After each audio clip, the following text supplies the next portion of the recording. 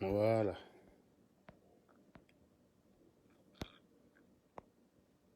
Moi, j'ai reçu quelque chose là. Ce soir, ne pas faire un petit live. Euh, Même quand on ne veut pas parler de politique, la politique nous poursuit quand même. Donc, ça va être une petite.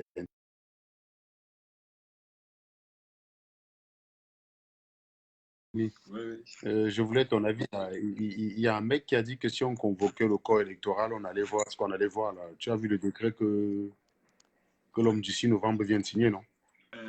Attends, il a pour convoquer au corps électoral. Parce que c'est moi suivi qu'il a. Oui, ben, il a déjà prévu l'organisation, hein. Je pense qu'il manque simplement la date, mais c'est dans les tuyaux là. Il y a un décret là que je viens de lire. Alors, c'est vrai que je suivais autre chose, on a fait d'autres travaux et j'ai seulement suivi qu'on a fait un des décrets qui précise un peu les modalités d'organisation des élections. Mais on sent que c'est proche. Tout à fait. Tout à fait, tout à fait. Bon, ben, dans tous les cas, logiquement, il est en train de donner son intention. Tu sais que c'est un parti qui est rapide. Il peut organiser les bêtises dans 2 mois, hein. Tu te rappelles, la dernière fois, on bavardait. Il a convoqué le corps électoral à moins de 2 mois de l'élection, je crois, 2 mois et demi, un truc dans le genre. Non, Donc, c'est précis parce que, bon, au sein du RDPC, ils sont en train de bagarrer pour tous les postes. Donc, on sait que c'est dans les tuyaux. Ça ne souffre pas tout le débat. C'est dans les tuyaux parce que, notamment, au sein à Yaoundé, Timmy Vouna, il veut dire mhm, super conseiller pour être président de région, comme ça. Donc, moi, j'attends ça mhm, impatiemment, hein. C'est nous ce qui attend. Quand le décret va sortir, convocation électorale, je vais dire, OK, faites alors. On vous attend. C'est bon, tout ce qu'il mais espère. de toute façon, tu te rappelles quand même que quand il a vu 4 gosses là devant sa barrière, il s'est mis à chialer comme un gosse là. Donc, mais je sais pas moi, comment les Camerounais en fait interprètent ces différentes menaces dont on sait qu'ils sont vides. Comment les Camerounais voient ça en fait? Ça les amuse, ou ils ont de la peine pour lui, ou ils pensent qu'il est devenu fou. Donc, ce qui est curieux, c'est que dans la rue, bon, en fait, généralement, ceux qui s'intéressent un peu à la politique, il faut aller devant les kiosques à journaux. C'est surtout quand les gens Mhm, lisent les unes, généralement, on n'achète pas parce que franchement, les journaux ne valent pas la peine. C'est là où tu peux avoir une discussion mhm, politique avec les gens assez sobres. mhm, Sinon, ça, bon, c'est au bar. mhm. C'est les gens au bar, quand il y a bu ces deux bières, vraiment, ça ne vaut pas la peine de ce qu'il va Ça dire. te tourne un peu là. Voilà. Et Ils bon, confondent tout, oui. Mhm, voilà. Mais c'est souvent devant les kiosques à journaux. À part ça, dans la rue, les mhm. gens mènent des vies. Il n'y a rien. Donc, on a l'impression parfois Donc, en que fait, il parle des gens qui ne sont même pas au courant de son existence. En fait, ce que tu veux dire, c'est que le bruit qu'on fait sur ce parti-là, c'est majoritairement la diaspora, quoi. La diaspora la plus bête qui existe, quoi. c'est majoritairement la diaspora. Et même encore, même, parce que bon, la diaspora n'est pas trop parlée. Il y a quelque chose que justement, j'ai pensé à ça aujourd'hui après l'autre direct. Et c'est toi qui peux mieux dire. Tu sais, lorsque le dernier séjour de Parce que Biya, moi, tu sais, moi, j'ai des indicateurs, tu vois. oui, Et tu sais, comme on dit en science, quand tu as des indicateurs, mm, c'est toujours bien de les corroborer avec la réalité. C'est-à-dire que quand tu as une théorie, il oui, faut la confronter à la pratique et voir si ça passe. Parce que moi, je me fie aux statistiques de mes pages.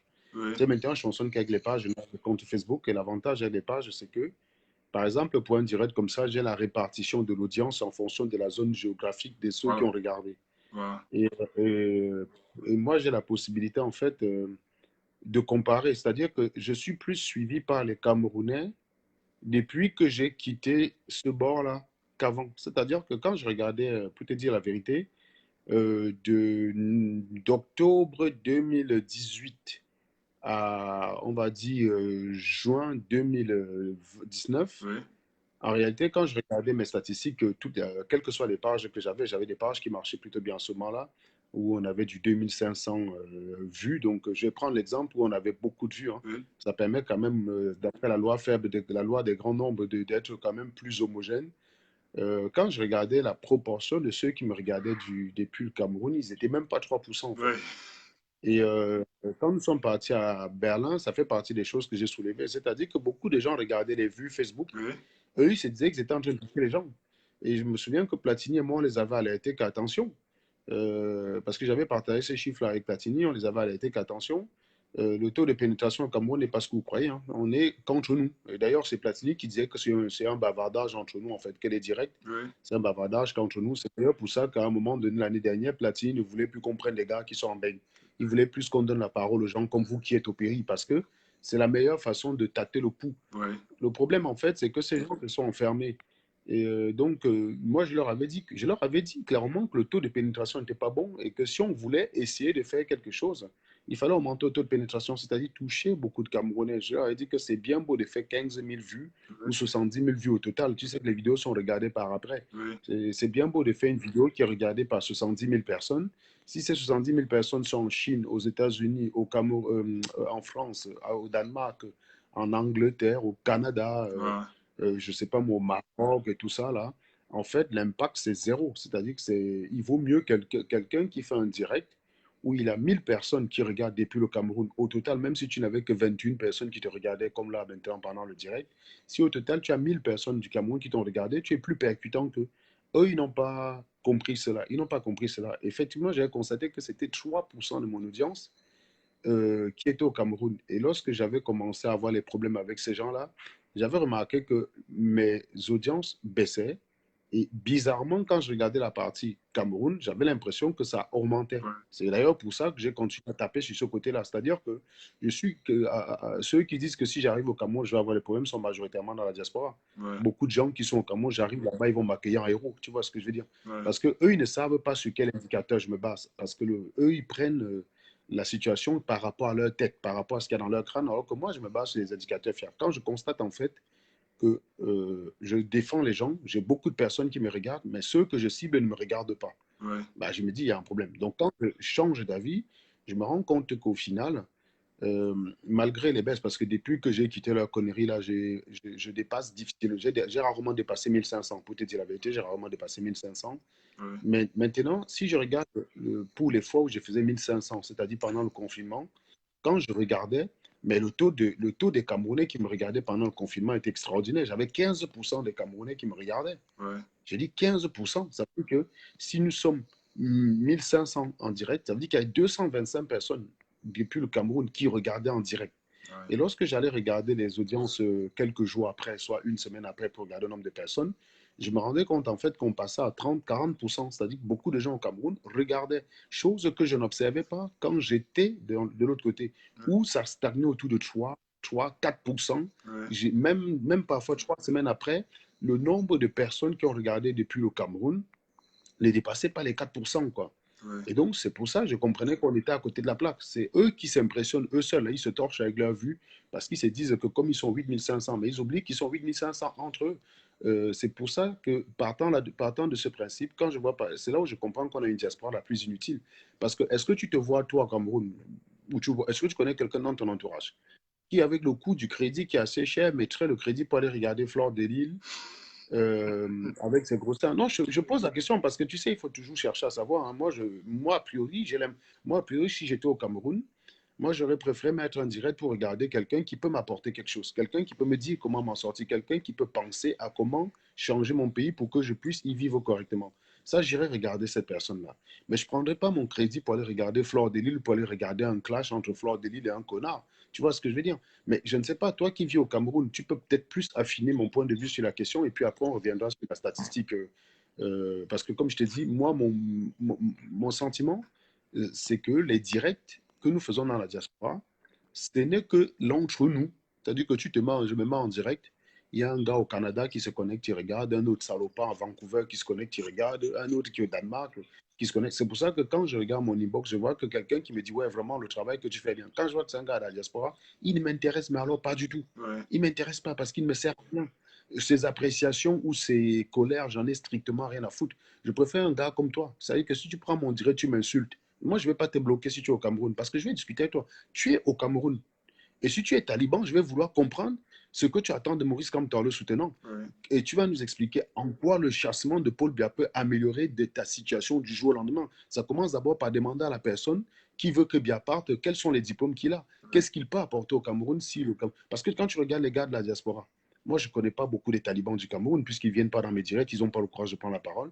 Mais quand tu regardes les talibans de l'Occident, mais tu les prends, tu les mets au Cameroun, tu crées le plein emploi, ils n'ont pas de compétences. ouais, C'est-à-dire que c'est pas comme s'ils avaient une compétence qu'ils pouvaient faire valoir, qu'ils ont essayé de faire valoir, ils n'ont pas pu parce on les en a empêchés, tu vois ce que je veux dire. Ouais. Quand tu vois la nana qui pile la banane et qui dit que Bia doit partir, Ah, admettons, dans un camion de plein emploi, qu'est-ce qu'elle peut faire, cette femme? Sois sérieux. Et c'est comme ça qu'on nous a menti quand on était petit, Charlie, avec l'histoire de licencier fait Ben Sikin. Bah, je sais pas, tu fais licencier en archéologie dans un pays comme le Cameroun, ou si tu es parti faire l'étude des éléphants dans un pays comme le Cameroun, il y a peut-être 7 ou 8 éléphants. ouais. Vous êtes 20 à faire la filière. Mais c'est normal que tu sois licencié au chômage, man. Je suis désolé. Donc, on nous a beaucoup menti avec ça, si bien que il suffisait de dire je suis licencié au chômage, un peu comme si la licence était un diplôme professionnel qui garantissait le travail. Bah non, la licence n'est pas un diplôme professionnel. Pour nous autres, quand on faisait seconde de première, quand on entendait licence, là, c'était un gros diplôme. Oui, oui. Ça sous-entendait que quand quelqu'un faisait licence, il était archi compétent et qu'il était capable de prendre en charge un certain nombre de projets. Mais non, c'est pas vrai. Donc, licencié au chômage, ça ne veut strictement rien dire. Qu'est-ce que tu peux faire? Dis-nous ce qu'il y a au Cameroun que ton diplôme te permettait de faire et que le système bien t'a empêché de faire. Tu vois, c'est pour ça qu'un taliban qui viendrait dans mon direct pour m'insulter, je serais très curieux, je le laisserais bien m'insulter, je serais curieux qu'après il réponde à cette question, que bon, d'accord, qu'est-ce que Kamto arrive, toi qui jures Kamto doit partir au point de vouloir tuer tous ceux qui disent que Bia doit rester, toi, explique-nous comment Kamto, en étant au pouvoir, peut améliorer ta situation à toi. Qu'est-ce que tu as comme diplôme? J'ai tel. Si Bia part demain, qu'est-ce que tu peux faire du coup avec ton diplôme? Voilà ce que je peux faire. Tu as essayé quoi? Ça n'a pas marché. Nous sommes aussi des désabusés. Moi, j'ai dit ici tous les jours que j'ai fait le concours de la police en 1999. Moi, on connaissait des gens qui corrigeaient les copies puisque mon papa était dans la police. Pour 1000 inspecteurs qu'il fallait prendre, on m'a expliqué que j'étais parmi les 300 premiers. Ouais. J'arrive à l'école au lycée de Fumbo, je tombe sur un gars, un, un Bamoun.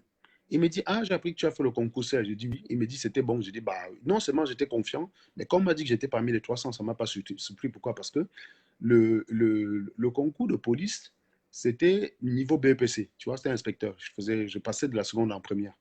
Il se trouve que l'exercice de mathématiques, c'était un exercice qui était taillé pour un gars de la seconde C qui était bon. Ouais. C'est-à-dire que même un gars de la seconde C qui était nul ne pouvait pas réussir sur cet exercice. Donc, l'exercice niveau, donc alors qu'on disait niveau BPC, hein, le problème de mathématiques, c'était un problème de gars de la seconde C qui était bon. Ouais. Donc, il se trouvait que j'étais bon. Le problème de littérature, c'était quand même aussi pour un gars de la seconde qui aime la littérature et qui est bon en littérature. Il se trouve que j'étais bon dans les deux. Donc, quand moi j'ai fini, j'ai simplement fait un petit sondage là à Bafoussam, là, dans le centre de Bafoussam où j'ai composé. Je voyais des gars qui avaient les mains sur la tête. Les maths les avaient touchés, quoi. J'ai très peu vu des gens disant qu'ils ont bien composé les maths. Et je voyais du coup ceux qui avaient bien composé la littérature, ils étaient torchés côté mathématiques. Et ceux qui avaient un peu essayé de faire des choses en mathématiques disaient qu'ils étaient paumés. Au moins, je faisais partie de ceux qui me disaient intérieurement que j'ai composé des deux côtés correctement. Donc, quand on m'a dit que j'étais parmi les 300 premiers, ça ne m'a pas surpris. En revanche, je tombe sur le gars, il me dit, tu as composé, j'ai dit oui. Il me dit, tu as monnayé. Je me rappelle, il me fait le geste ici. Il me dit, tu as monnayé. Il dit, non, je n'ai pas monnayé. Pourquoi je monnaie? Je suis sûr de moi, je vais passer. Il me dit, oublie. Je dis, comment ça oublie? Il me dit que moi, j'ai mon cousin qui a fait. On a monnayé, donc il a sa place.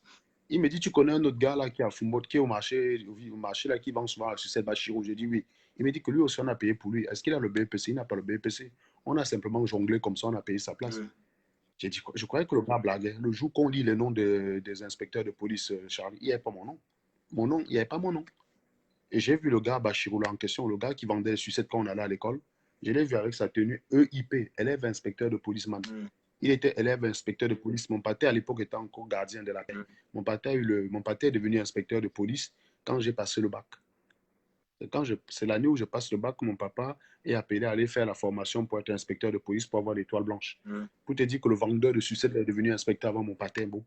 Voilà le. Donc, pour dire que ce n'est pas qu'on est en train de dire que tout va bien, il y a la corruption. Ouais. Mais ce n'est pas parce qu'il y a la corruption que ça veut dire que tu chasses pas bien, la corruption disparaît. Cette corruption est faite par des hommes. Si tu ne t'attaques pas déjà à la mentalité de ces hommes-là, si nous, on ne nous soigne pas déjà, la corruption va perdurer le lendemain. C'est pour ça que j'aimerais bien discuter avec un taliban qui est au Cameroun, qui m'insulte, qui m'attaque. Et sauf que je n'en vois pas beaucoup, hein, pour te dire la vérité. La plupart des talibans qui sont très énervés, ils sont en Occident. C'est ça qui est incroyable. C'est vrai que les gars qui sont au Cameroun, même en fait, ils sont en Occident, qui disent que mets les pieds au Cameroun. Si ce n'est pas qu'on t'arrête, les gars vont te tabasser là-bas. Je dis, ben, excuse-moi, pour l'instant, je ne les vois pas. Moi, je crois souvent les Camerounais dans la rue Ouais. qui me saluent, qui me saluent avec deux mains en me disant vraiment, machin, on aime ce que tu fais. Moi, je n'ai pas encore vu un Camerounais hostile. Je n'ai pas encore croisé un Camerounais en France hostile. Ils sont toujours derrière les faux profils. Et je suis sûr qu'il y a des salopards qui insultent là sur Internet et quand ils me voient, ils baissent les chines, quoi. Parce que Ouais. c'est très facile de dire le jour que je te croise. Hein. Est-ce que c'est facile de nac? Les gars font comme si, les gars font comme si c'est facile de croiser quelqu'un, d'aller bagarrer lui. Nous, on a tous fait ça quand on Sissia les gens au pays. Moi, j'étais un Sissiaman. Moi, j'ai tous fait ça. On a tous fait le ouais qu'on va. Sauf que moi, je vais te dire, moi, je suis un Joe de parole. Quand j'ai dit que je te crois, je te casse la gueule, je te crois, je te casse la gueule. Moi, je ne vais pas venir menacer les gens pour rien. Mais si un jour je dis à un Joe, le jour où je vais dire à un gars que le jour où je te crois, je t'arrache les cheveux, Ouais. sachez que le jour où je vais croiser la personne, je vais lui arracher les cheveux. Parce que je ne le dis pas pour dire. Ces gens, ils le disent parce qu'ils n'ont pas d'autres arguments. Mais moi, j'ai suffisamment de quoi les mettre KO. Et puis voilà. Donc, c'est pour dire que finalement, les directs dans la diaspora, c'est entre nous. Ouais. Et donc, tous ces gars qui disent je suis prêt, mobilisons-nous, mobilisons-nous. Ils mobilisent qui? Vous êtes dans la diaspora, et pour bien tout dit, vous vous mobilisez comment? C'est ça, en fait, que je n'arrivais pas à comprendre. Et, euh, et c'est pour ça que j'ai aussi envie de comprendre ton avis là-dessus. Hein. Je t'ai expliqué ça pour que tu comprennes un peu l'étude que j'ai fait sur la question, qui est de constater que beaucoup de gens qui regardent les directs déjà dans la diaspora, c'est les Camerounais de la diaspora. 2000 vues quelque part, 15 000 vues, 15 000 vues quelque part, même chez Equinox. Hein. D'ailleurs, tous ceux qui regardent Equinox, c'est ceux qui n'ont pas la télé chez eux, parce que celui qui a la télé chez lui, il ne paye pas ses médias à aller regarder Equinox, Ouais. tu vois. C'est les Camerounais qui aiment aller sur Equinox, regarder sur Equinox, même quand ils ont Equinox sur le bouquet, ils y vont pour les commentaires. Ouais. C'est-à-dire que gaspiller tes data pour les commentaires, je vois mal un Camerounais Oui, oui, qui a du mal à joindre ces deux bouts, oui, qui va prendre de l'argent. Ça, c'est mon principe. Je ne suis pas sûr que c'est vrai. C'est pour ça que j'ai besoin de ton éclairage oui, là-dessus. C'est-à-dire que, puisque ces histoires de phénomènes de directs sont arrivés, depuis que c'est arrivé, je n'ai pas mis les pieds au Cameroun. Donc, moi, la prochaine fois que je vais aller au Cameroun, ça va être d'abord la première curiosité que je vais essayer de. Parce que même ma petite sœur, qui aime ce que moi je dis, elle n'a pas les dates pour me regarder tout le temps. oui, oui, Et ma petite sœur ne va pas aller regarder les fleurs des livres et les marques, tu vois ce que je te oui, parle de ma petite sœur oui, qui apprend quasiment de chaque chose que je dis. Mais elle n'a pas les data pour me regarder moi. Donc, elle n'a pas de quoi mettre les data pour faire 2 heures regarder. Si elle a une question à me poser, elle va m'appeler, elle va me poser la question. oui. Mais j'envoie mal à mettre des data pour aller regarder chez Flore Delisle. Tu vois, c'est un échantillon qui me permet déjà de comprendre. Mais toi, qui es au Cameroun là, dis-moi un peu quoi. Enfin, je sais pas. Quels sont les genres de directs que ceux avec qui tu parles, ils te disent, je regarde sur la diaspora. C'est intéressant pour nous. Bon, peut-être je suis un peu, peut-être mon regard est un peu biaisé parce que je fréquente une association, bon, un mouvement qu'on appelle Stand Up for Cameroun. Je ne sais pas si tu connais. La Mhm, figure la plus éminente, c'est Kawala. Donc, quand nous nous mhm, réunissons, on parle rarement des directs. Ça veut dire que nous les regardons rarement. Justement à cause de ce problème, mhm, surtout l'argent et puis bon, le temps et puis bon, tu vois, c'est moins cher mhm, de regarder les débats télévisés du dimanche ou des soirées. C'est rare. Donc, si il y a mhm, nous qui sommes engagés politiquement, on ne regarde pas beaucoup ces directs, mhm, puisque nous n'en parlons pratiquement jamais. Que j'ai vu le direct de tel, il a dit tel, il a dit tel, non. Peut-être on s'appuie sur ce qu'on a entendu dans tel ou tel débat. Peut-être quand peut-être, je n'ai pas dit des directs, parce que peut-être peut arriver que peut-être tu dises peut-être quelque chose qui fasse le buzz. Et puis on prend la partie là et puis mhm, ça fasse le buzz et puis bon, on vient regarder après. Donc s'il y a nous qui sommes mhm. engagés, on ne regarde pas. Combien de fois le citoyen lambda, lui, va peut-être, et puis s'il veut peut-être voir peut-être quelque chose, il va peut-être préférer regarder YouTube, peut-être des fleurs, des livres comme ça, mais encore que j'ai rarement vu une femme qui a dit j'ai regardé fleurs de livres. Là, c'est difficile pour moi de juger parce que peut-être il faudrait peut-être que cette femme-là, comme Fleur de Lille, donne ses statistiques. Bon, est-ce qu'elle va me les donner alors? Bon, ça, c'est un peu Non, compliqué. c'est ça qui est intéressant. Hmm. Ce serait intéressant. Ce serait intéressant de pouvoir éplucher les statistiques de ces gens-là. Étant donné qu'Amer s'est un peu mêlé de ce genre de problème ces derniers temps là, en gérant un conflit entre eux, je cru voir qu'il était dans les directs. Je vais appeler Amer pour avoir ses statistiques à lui, pour les directs concernant ce sujet-là, les directs où il a fait 1000 vues Oui, concernant justement ce sujet. J'ai envie d'avoir ces et tu verras qu'il y a à peine 2% des Camerounais qui sont allés se connecter chez Ahmed Kamer pour aller regarder ce qu'il va dire sur ce conflit-là. C'est-à-dire que on a l'impression, et j'aimerais aussi qu'Ahmed Kamer compare ses audiences, euh, les audiences camerounaises aux audiences qu'il a quand il parle des vrais sujets aux Camerounais. Tu vois ce que je veux dire? oui, J'ai l'impression que quand nous parlons des vrais sujets, nous sommes plus suivis, parce que l'autre jour, je me suis mis en direct Il y avait à peu près 60 personnes, tu vois. J'ai demandé à ceux qui sont au Cameroun de se signaler. J'ai eu 10 personnes qui sont signalées. Tu t'imagines, j'ai 60 personnes dans un live et Ouais, j'ai 10 personnes qui sont au Cameroun. Ça veut dire 12, ça veut dire environ 20% de l'audimat qui est au Cameroun. ouais. C'est quand même pas mal. On était à 1000, 1200 là, quand on était côté basse. Quand je demandais aux gars, signalez-vous qui êtes au Cameroun, sur 1500 personnes qui regardaient, j'avais même pas 100 personnes. Je te jure, j'ai fait beaucoup de directs comme ça, où je disais que ceux qui sont au Cameroun, signalez-vous, qu'on sache au moins à qui on parle. J'avais 5 Cameroun, pas plus, sur 1500 personnes qui regardaient. Et là, il y a 60 personnes qui regardent, j'ai 12 personnes qui sont du Cameroun. C'est exactement ça, c'est-à-dire que moi, je pense que la logique des directs serait d'accorder la priorité aux gens qui sont au Cameroun, c'est-à-dire que qu'on serve peut-être de véhicule pour que ces gens-là nous disent leurs aspirations. Qu'est-ce qu'un Camerounais lambda, quand il se lève le matin, il entend la diaspora, qu'est-ce qu'il peut attendre de la diaspora pour l'aider à être un meilleur Camerounais demain? Parce qu'il ne s'agit pas normalement, il s'agit pas qu'il se lève le matin, il croise les bras, il attend que la diaspora fasse tout le travail. L'idée, c'est simplement de dire, voilà, moi, j'aimerais bien faire ci, faire ça, je peux être bloqué à tel niveau. Une diaspora de propositions dans tel domaine peut faire ci, peut faire ça peut nous être très utile. Tu vois ce que je veux dire? Dans, C'est, dans le domaine, dans le domaine politique, dans le domaine du développement en général.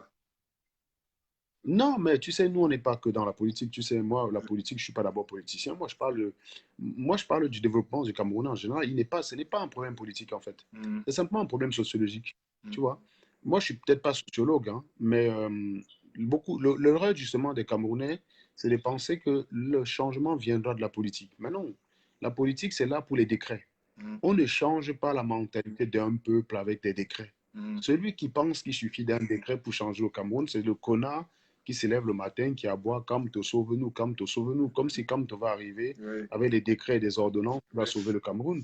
Pour moi, le changement, il est sociologique. ouais, Et quand on dit sociologique, ça veut dire qu'il faut être patient, ça veut dire qu'il faut s'accrocher. Hein. C'est pas le matin que on va pas se lever le matin comme ça avec Kamto et tout dit, et les autoroutes vont se construire tout seuls. ouais. On a bien vu le ballet citoyen au Burkina Faso. Le Burkina Faso a chassé Compaoré, Ah, oui, mais pourtant le Burkina Faso n'est guère mieux aujourd'hui. Hein. Est-ce que le Burkinabé te dit aujourd'hui, est-ce que le Burkinabé te dit que son niveau de vie a significativement augmenté depuis que Compaoré est parti? Je crois que ça fait 5 ans oui, oui, qu'ils l'ont viré Compaoré. Ça fait oui. 5 ans, je crois. Mhm, Bon, donc ça fait 5 ans que il n'y a plus de Compaoré n'est plus président au Burkina Faso. Alors, pour moi qui ai interrogé les Burkinabés, qui ai eu l'occasion d'interroger les Burkinabés, parce que quand je voyage, c'est pour ça d'ailleurs que c'est d'ailleurs parce que j'ai l'habitude d'entendre les concernés eux-mêmes ouais, plutôt que les gens. Tu sais, Kadhafi est très célèbre au Cameroun, mais il faut causer avec un Libyen. Il va t'expliquer que certes, il y a un désastre depuis que Kadhafi est parti, oui, oui, mais qu'ils en avaient ras la casquette de Kadhafi. Les seules personnes qui disent que le départ de Kadhafi, c'est un désastre pour l'Afrique, les seuls à le dire, c'est les gens qui n'étaient pas gouvernés par Kadhafi, c'était les Camerounais du pays. Mais demandez à ceux qui ont voulu faire le Beaux-Arts, qui sont retrouvés dans les prisons libyennes à l'époque de Kadhafi, comment ils étaient traités. oui, Ils vont t'expliquer que Kadhafi, son histoire de se balader à la carte de l'Afrique, il n'aimait pas l'Afrique, il n'en avait rien à foutre. oui, Mais c'est quand même bizarre, tout simplement parce que les Camerounais ont un problème avec l'Occident, l'opposition qu'ils ont, cette jalousie, cette frustration qu'ils nous vis-à-vis de l'Occident, les conduisent à soutenir n'importe qui face à l'Occident et à prendre un gars comme Kadhafi pour modèle au mépris de ce que les Libyens qui étaient concernés. C'est un peu comme si tu prends un taliban. Un taliban ne supporterait pas qu'un Algérien lui explique que Paul Biya est bon. Parce que le taliban, dans son hypothèse à lui, dans son paradigme à lui, Paul Biya, c'est le drame, c'est le désastre, c'est la catastrophe, oui, c'est le diable incarné. C'est dans son paradigme à lui. Il faudrait qu'il se pose la question à savoir comment réagirait-il si un Algérien venait lui dire que Paul Biya est un bon président. Donc, il s'énerverait. oui, Eux, ils sont donc les gars qui restent au Cameroun et ils expliquent que Kadhafi était bon pour la Libye. Ils n'ont jamais écouté un Libyen. oui, Ils n'ont jamais causé avec un Libyen. Demande un Camerounais qui a causé un Libyen, qui va te dire, mais Kadhafi n'a pas été tué par Sarkozy. Il y a un drone de Obama qui a repéré Kadhafi en train de fuir. Le drone a fragilisé le convoi de Kadhafi. Le drone a signalé à la chasse française le convoi de Kadhafi. On a bombardé. Mais Kadhafi a été pris en charge par les Libyens. S'il était aimé par tous les Libyens, cher Charlie, mais les Libyens l'auraient porté en triomphe, le ramené à la présidence, non? oui, oui. Ah, Mais il a fini lynché comme un voleur au Cameroun. Il a fini lynché. Donc, les Camerounais n'ont pas souvent tendance à prendre cet aspect-là en compte, à savoir que, mais attendez, c'est quand même les Libyens qui ont lynché Kadhafi, hein, ce n'est pas les Français. Les Français n'ont pas mis les pieds au sol. Ils avaient eu l'autorisation de l'ONU pour des attaques aériennes, point. Mais Kadhafi a été lynché. Kadhafi n'est pas mort bombardé dans un convoi. Il est mort lynché. Lynché par les Libyens. C'est les Libyens qui l'ont lynché. Donc, la frustration des 22 ans, des 42 ans qu'il a gouverné, où ces gars n'avaient pas droit à la parole, ils ont répercuté ça sur lui. Donc, il faudrait que les Camerounais arrêtent d'être contents des dictateurs des autres, tout en expliquant que chez eux, dans la dictature, Paul Biya n'a pas coupé Internet, Paul Biya ne contrôle pas ce que toi tu dis. Te voilà qui au Cameroun, qui dit toi-même que tu es contre Paul Biya depuis des années, toi tu n'es pas allé en prison. Ouais. À entendre les gars de la diaspora, c'est comme si quand tu dis que je suis anti-Biya, eh ben, tu te retrouves en prison. Bah, te voilà. Même si aujourd'hui tu es contre les talibans, tu n'as pas dit que j'étais pro-Biya. Tu es contre Biya depuis que je te connais. Ouais. Pourtant, tu n'as jamais été arrêté. Je n'ai jamais vu Free Ouais. Charlie quelque part. Donc, tu as toujours été libre. Voilà. Donc, il faut que les mecs ils arrêtent de fumer. Il y en a plein là qui font comme si partout au Cameroun ils étaient en danger alors qu'en fait, on ne les gère pas. C'est, Et même s'ils étaient arrêtés du zèle, ce ne serait pas Paul en Biya. fait, c'est Si, que même moi, si moi-même j'arrivais au Cameroun, on me contrôle à l'aéroport, ce ne serait que du zèle. Ce n'est pas Paul Biya qui demande ce genre de conneries. C'est que ça ne serait que du zèle. bon, c'est vrai que dans tout ça, il y a aussi beaucoup de désinformation et franchement, on ne connaît pas du vrai du faux. Par exemple, tu connais l'affaire de Siwe, le gars, Oui, oui, oui. oui, Tu Free sais, Siwe. moi, moi j'ai essayé de creuser l'histoire, tu vois. Oui, Euh, j'ai essayé de parler avec des officiers camerounais. oui, Je n'ai pas vu quelqu'un qui maîtrisait le dossier, pour te dire la vérité. oui, Et je ne peux pas me fier aux talibans parce que les talibans, en fait, ils sont innocents à chaque fois. Ils n'ont rien fait. Ils n'ont rien fait. Donc, on a arrêté Siwe gratuitement. Je doute fort parce que si on arrêtait les gens au Cameroun gratuitement pour rien, tout simplement parce qu'ils avaient un livre de Camto, je pense que les prisons seraient assez remplies. ah, Parce que la logique même est que si on veut même combattre Kamto, il est important d'avoir le livre de Kamto pour le contredire. Donc, je peux être un sardinage au livre de Kamto simplement pour dénoncer les inepties qu'il y a dedans. Le premier à lire les discours, à relire les discours de Kamto aujourd'hui, ce n'est pas Jacques Famendongo qui les corrige. Donc, si on attrapait Jacques Famendongo avec un discours, on ne dirait pas qu'il est Kamtoza. Donc, le prétexte des talibans pour dire qu'on l'a arrêté parce qu'il avait des livres me paraît assez mince. non, Ça non, me paraît assez mince. Et moi, non, c'est clair que c'est mince. Hein. C'est pour ça que, bon, c'est vrai que moi, ici, j'ai essayé de creuser, je n'ai pas encore vraiment trouvé. Mais c'est vrai que mhm. l'allemand, Non, il n'est pas allemand. Enfin, il n'est pas allemand, je crois pas. S'il était allemand, les choses ne seraient pas pareilles parce que ça m'étonnerait. Parce qu'il faut savoir que euh, les pays ne peuvent pas faire l'ingérence au niveau de la justice. Tu vois oui, ce que je veux dire? oui, D'ailleurs, s'il est allemand, ça prouve même qu'il est en prison parce qu'il a fait quelque chose de grave. Il faut voilà, savoir que les ambassades entre les pays sont que quand tu arrêtes un ressortissant de ce pays, il ne peut pas venir faire sortir la personne, mais simplement l'ambassade peut vérifier voilà, que pour un délit équivalent, tu n'aurais pas traité moins bien, tu n'aurais pas traité moins bien un ressortissant. Par exemple, imaginons, si on dit pour quelqu'un qui vole une tomate la première fois oui, au Cameroun, le code pénal le condamne à une peine avec sursis. oui, Voilà. Maintenant, si l'Allemand vole une tomate et tu le condamnes à 25 ans de prison, là, ça peut conduire à un incident diplomatique parce qu'il y a une disproportion de traitement entre le ressortissant étranger. En fait, le consulat est simplement là pour vérifier voilà, qu'il n'est pas traité moins bien qu'un autre, juste du fait que c'est un étranger, voilà. tu vois. Mais en revanche, si on avait arrêté Wilfried Siewe pour rien, bien le consulat aurait simplement beau je lui demandais est-ce que vous avez arrêté d'autres personnes comme ça qui ont des livres, parce que les livres de Camp doivent se retrouver dans plusieurs étrangers. Oui, Est-ce que vous en avez d'autres comme ça dans votre il y a prison librairie que qui vous parle avez de ça, arrêté pour oui, ça? oui, Voilà. Voilà. Donc, est-ce que vous en avez arrêté d'autres comme ça? Non. Donc, dans ce cas, vous devez libérer mon client. C'est d'ailleurs comme ça qu'on a libéré Nganan. Quand on a arrêté Nganan, effectivement, la justice camerounaise n'est pas allée à ce niveau-là avec le consulat américain parce qu'ils allaient être perdants. Il ouais, suffisait d'expliquer. Les raisons pour lesquelles on avait arrêté Nganan étaient assez minces. ouais, Ils ne justifiaient pas qu'il se retrouve en Kundengui. Et donc, il a été libéré, il a été renvoyé à l'étranger. Parce que voilà, le gouvernement camerounais n'est pas là pour créer les incidents diplomatiques, surtout avec des grandes puissances comme voilà, l'Allemagne. Enfin, l'Allemagne, ce n'est pas le pays avec lequel on a envie de se fâcher. Hein. C'est voilà, pas, je dis même les États-Unis, même quand Trump fait souvent sa maman là, il respecte Merkel quoi. Donc ouais, les États-Unis, c'est pas le pays avec lequel on a envie de se fâcher. voilà, L'Allemagne, c'est pas le pays avec lequel on a envie de se fâcher. Donc pour moi, si Wilfried Siewe est allemand, bah, ça veut dire que s'il est en prison, c'est qu'il a fait quelque chose de bien grave, parce que sinon les consuls auraient simplement demander d'apporter les charges. On prend le code pénal camerounais, on regarde ce qui est prévu par rapport à ces charges. C'est le rôle de ces gars-là. C'est sympa de Voilà. dire, qu'est-ce que vous reprochez à notre compatriote? Il est reproché d'avoir tant, d'avoir fait ça, d'avoir fait ça. Ok, très bien. Que prévoit le code pénal camerounais? Voilà. Bon, on prend le code pénal camerounais, on regarde si la procédure, on prend le code de procédure pénale camerounais, on regarde si la procédure a été respectée vis-à-vis du ressortissant. Si la procédure est propre, les mecs se soumettent à la justice camerounaise tranquillement. Voilà. Mais si la procédure n'est pas propre, là, il y aura revendication et on peut très rapidement obtenir sa sortie. C'est pour ça que les vices de procédure sont souvent utiles dans ces cas-là pour faire pression diplomatiquement. S'il y a des fautes qui ont été commises par la justice, ça permet aux diplomates de faire pression et de pouvoir engager les leviers de l'incident diplomatique et tout ça pour libérer éventuellement le client. Donc, si Wilfried Siew est allemand, bah, ça veut dire qu'il y a plus de chances qu'il ait commis quelque chose qu'on ne nous a pas dit ou qu'on nous a dit, mais on n'a pas vu, parce qu'il faut savoir que quand les gars de BIA commentent, on ne voit pas. Ouais. Vu que quand tu te retrouves sur Internet, même quand tu as un compte que tu viens d'ouvrir, il suffit que tu aies 4-5 personnes qui sont amies, on te partage les directs des talibans, ça arrive tout sur ta page, on te partage leur post. Donc, en fait, c'est eux qui ont le monopole de la communication C'est actuellement clair. sur Facebook. C'est clair. Ce qui fait que s'il y a une bonne information, bah, on est susceptible de la louper parce que ces gars-là, ils t'inondent la toile avec ces posts, ils multiplient les posts à gauche, à droite, ils se partagent entre eux, mais tu n'as pas le choix que de tomber sur leur post à chaque fois, quoi. Ouais. Donc, parfois même, tu es obligé de te retrouver dans les sites Congo ça, parce qu'au moins, les posts qui vont être partagés sur ton fil d'actualité n'auront pas de Kamto. Voilà. Tu ne vas pas les lire, mais au moins, tu ne vas pas voir Kamto tout le temps, tu ne vas pas voir MRC, tu ne vas pas voir Bass, tu ne vas pas voir Paul Biya, tu ne vas pas voir Ambazonia. C'est vrai que ça fait quand même pas mal, ça fait quand même du bien de ne pas avoir tombé sur des posts à la con comme ça, quoi. Non, mais moi, je les ai tous virés parce que j'en avais mal les postes. Je les ai tous enlevés de ma liste d'amis. Ah, c'est clair, Tout ce bon mal, c'est clair. voleur, Moi, les cas, pêcheur, tontinac, moi, c'est, tout enlevé. Et j'en avais moi, je mal vois les encore la postes. connerie parce qu'il y a des gens qui pensent, il y a des gens qui pensent que ça me fait rire de m'envoyer des captures. Tu sais, quand ils se font mobilisons-nous, mobilisons-nous, mobilisons-nous, alors qu'ils sont tous en bain.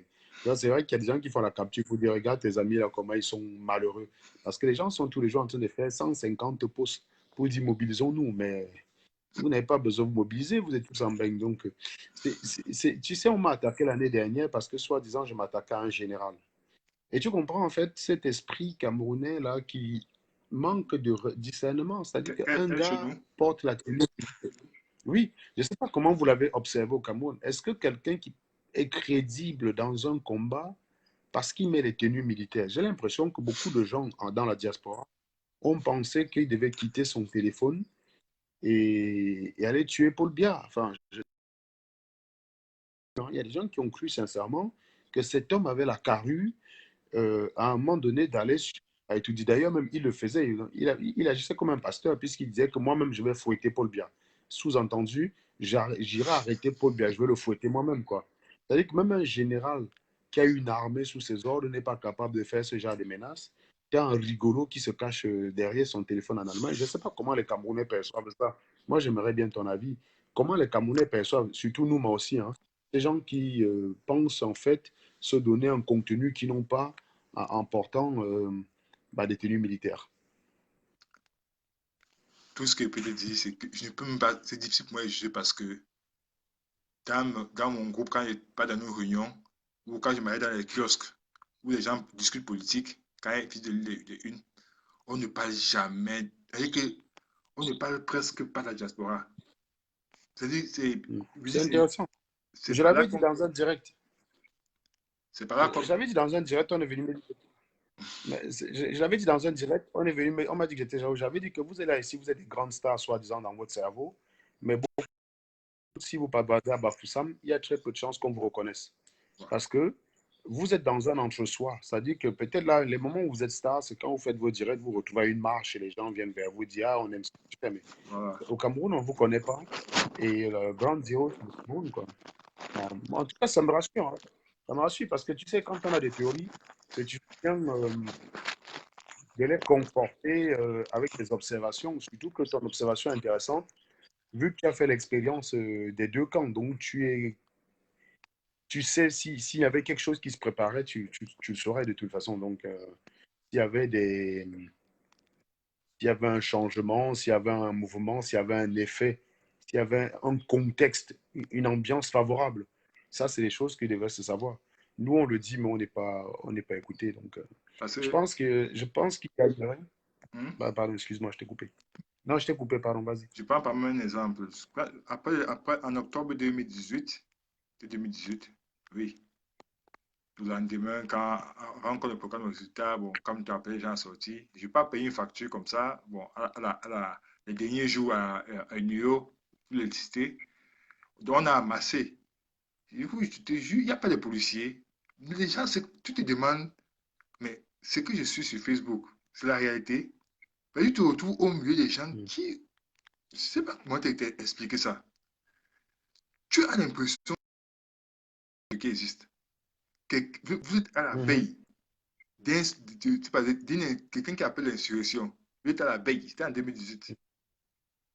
Mais les gens sont Mhm. là, ils paient les factures, ils parlent des choses personnelles là. Il n'y a pas de policiers pour les contrôler, je te dis, franchement, entre Facebook, du moins les réseaux sociaux, et la réalité au Cameroun, c'est deux réalités. Mhm. Deux très grandes réalités. Même les endroits, il dit que les endroits où on parle beaucoup de politique, c'est au kiosque à journaux. Les gars qui lisent les titres et puis se mettent à commenter. Et bon, maintenant, ceux qui commentent, c'est souvent une catégorie. Généralement, les benséquineurs, quand ils sont un peu fatigués. Et maintenant, c'est souvent orienté parce que les benséquineurs sont généralement à Yaoundé ou à Douala au moins, du moins, ou à Bafoussam, la majorité sont des gars américains. Alors, justement, quand ils commandent orientés dans le sens programme tout. Donc, jusque-là, ce n'est même Mhm. pas, comment je peux dire ça? Est-ce que je vais dire significatif? Moi, et c'est ça qui est intéressant. Il y a aussi un truc là que j'ai souvent observé. Moi, il y avait un jeune homme là qui faisait des directs dans les rues du Cameroun pour dire que le Cameroun était sale, que les maisons étaient mal entretenues et tout. Et il accusait pour dire. Ça, c'est la partie qui se passe. C'est-à-dire que vous avez un quartier, vous construisez votre maison en terre battue, vous ne mettez pas un jardin devant chez vous, vous jetez les poubelles, et puis vous dites que le quartier est laid à cause de plusieurs. Euh, je ne sais pas, si on mettait les standards pour dire que pour qu'un permis de construire soit validé, il faudrait que la maison respecte certaines caractéristiques. Ça augmenterait le prix de la maison. Les Camerounais seraient les premiers à chialer en disant qu'on est Bien en sûr, bien train sûr, bien sûr. de les contraindre. J'ai l'impression qu'il y a des choses que Bialès, parce qu'il comprend l'esprit pauvre des Camerounais, mais les Camerounais, en fait, finissent par le lui reprocher. C'est-à-dire qu'une maison comme la mienne, au Cameroun, en termes de construction, je veux dire, si tu construis, je ne te parle simplement en termes de surface, quoi. En termes de surface, tu prends le toit, tu le finis par le plafond, comme on a l'habitude de faire souvent.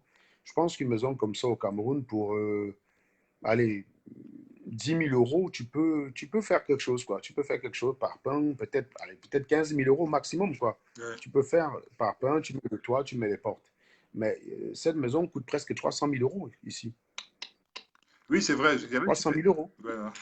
300 000 euros. Quand je vous donne la valeur de ma maison, c'est la valeur de ma maison réévaluée. C'est-à-dire que 300 000 euros, tu rajoutes le terrain, je pense qu'on est dans les 337 euros, un truc comme ça. Voilà. Si je rajoute tous les travaux qu'on peut faire dehors à l'extérieur avec le jardin, on avoisine les 350 000. 350 000, c'est-à-dire plus de 200 millions. Voilà.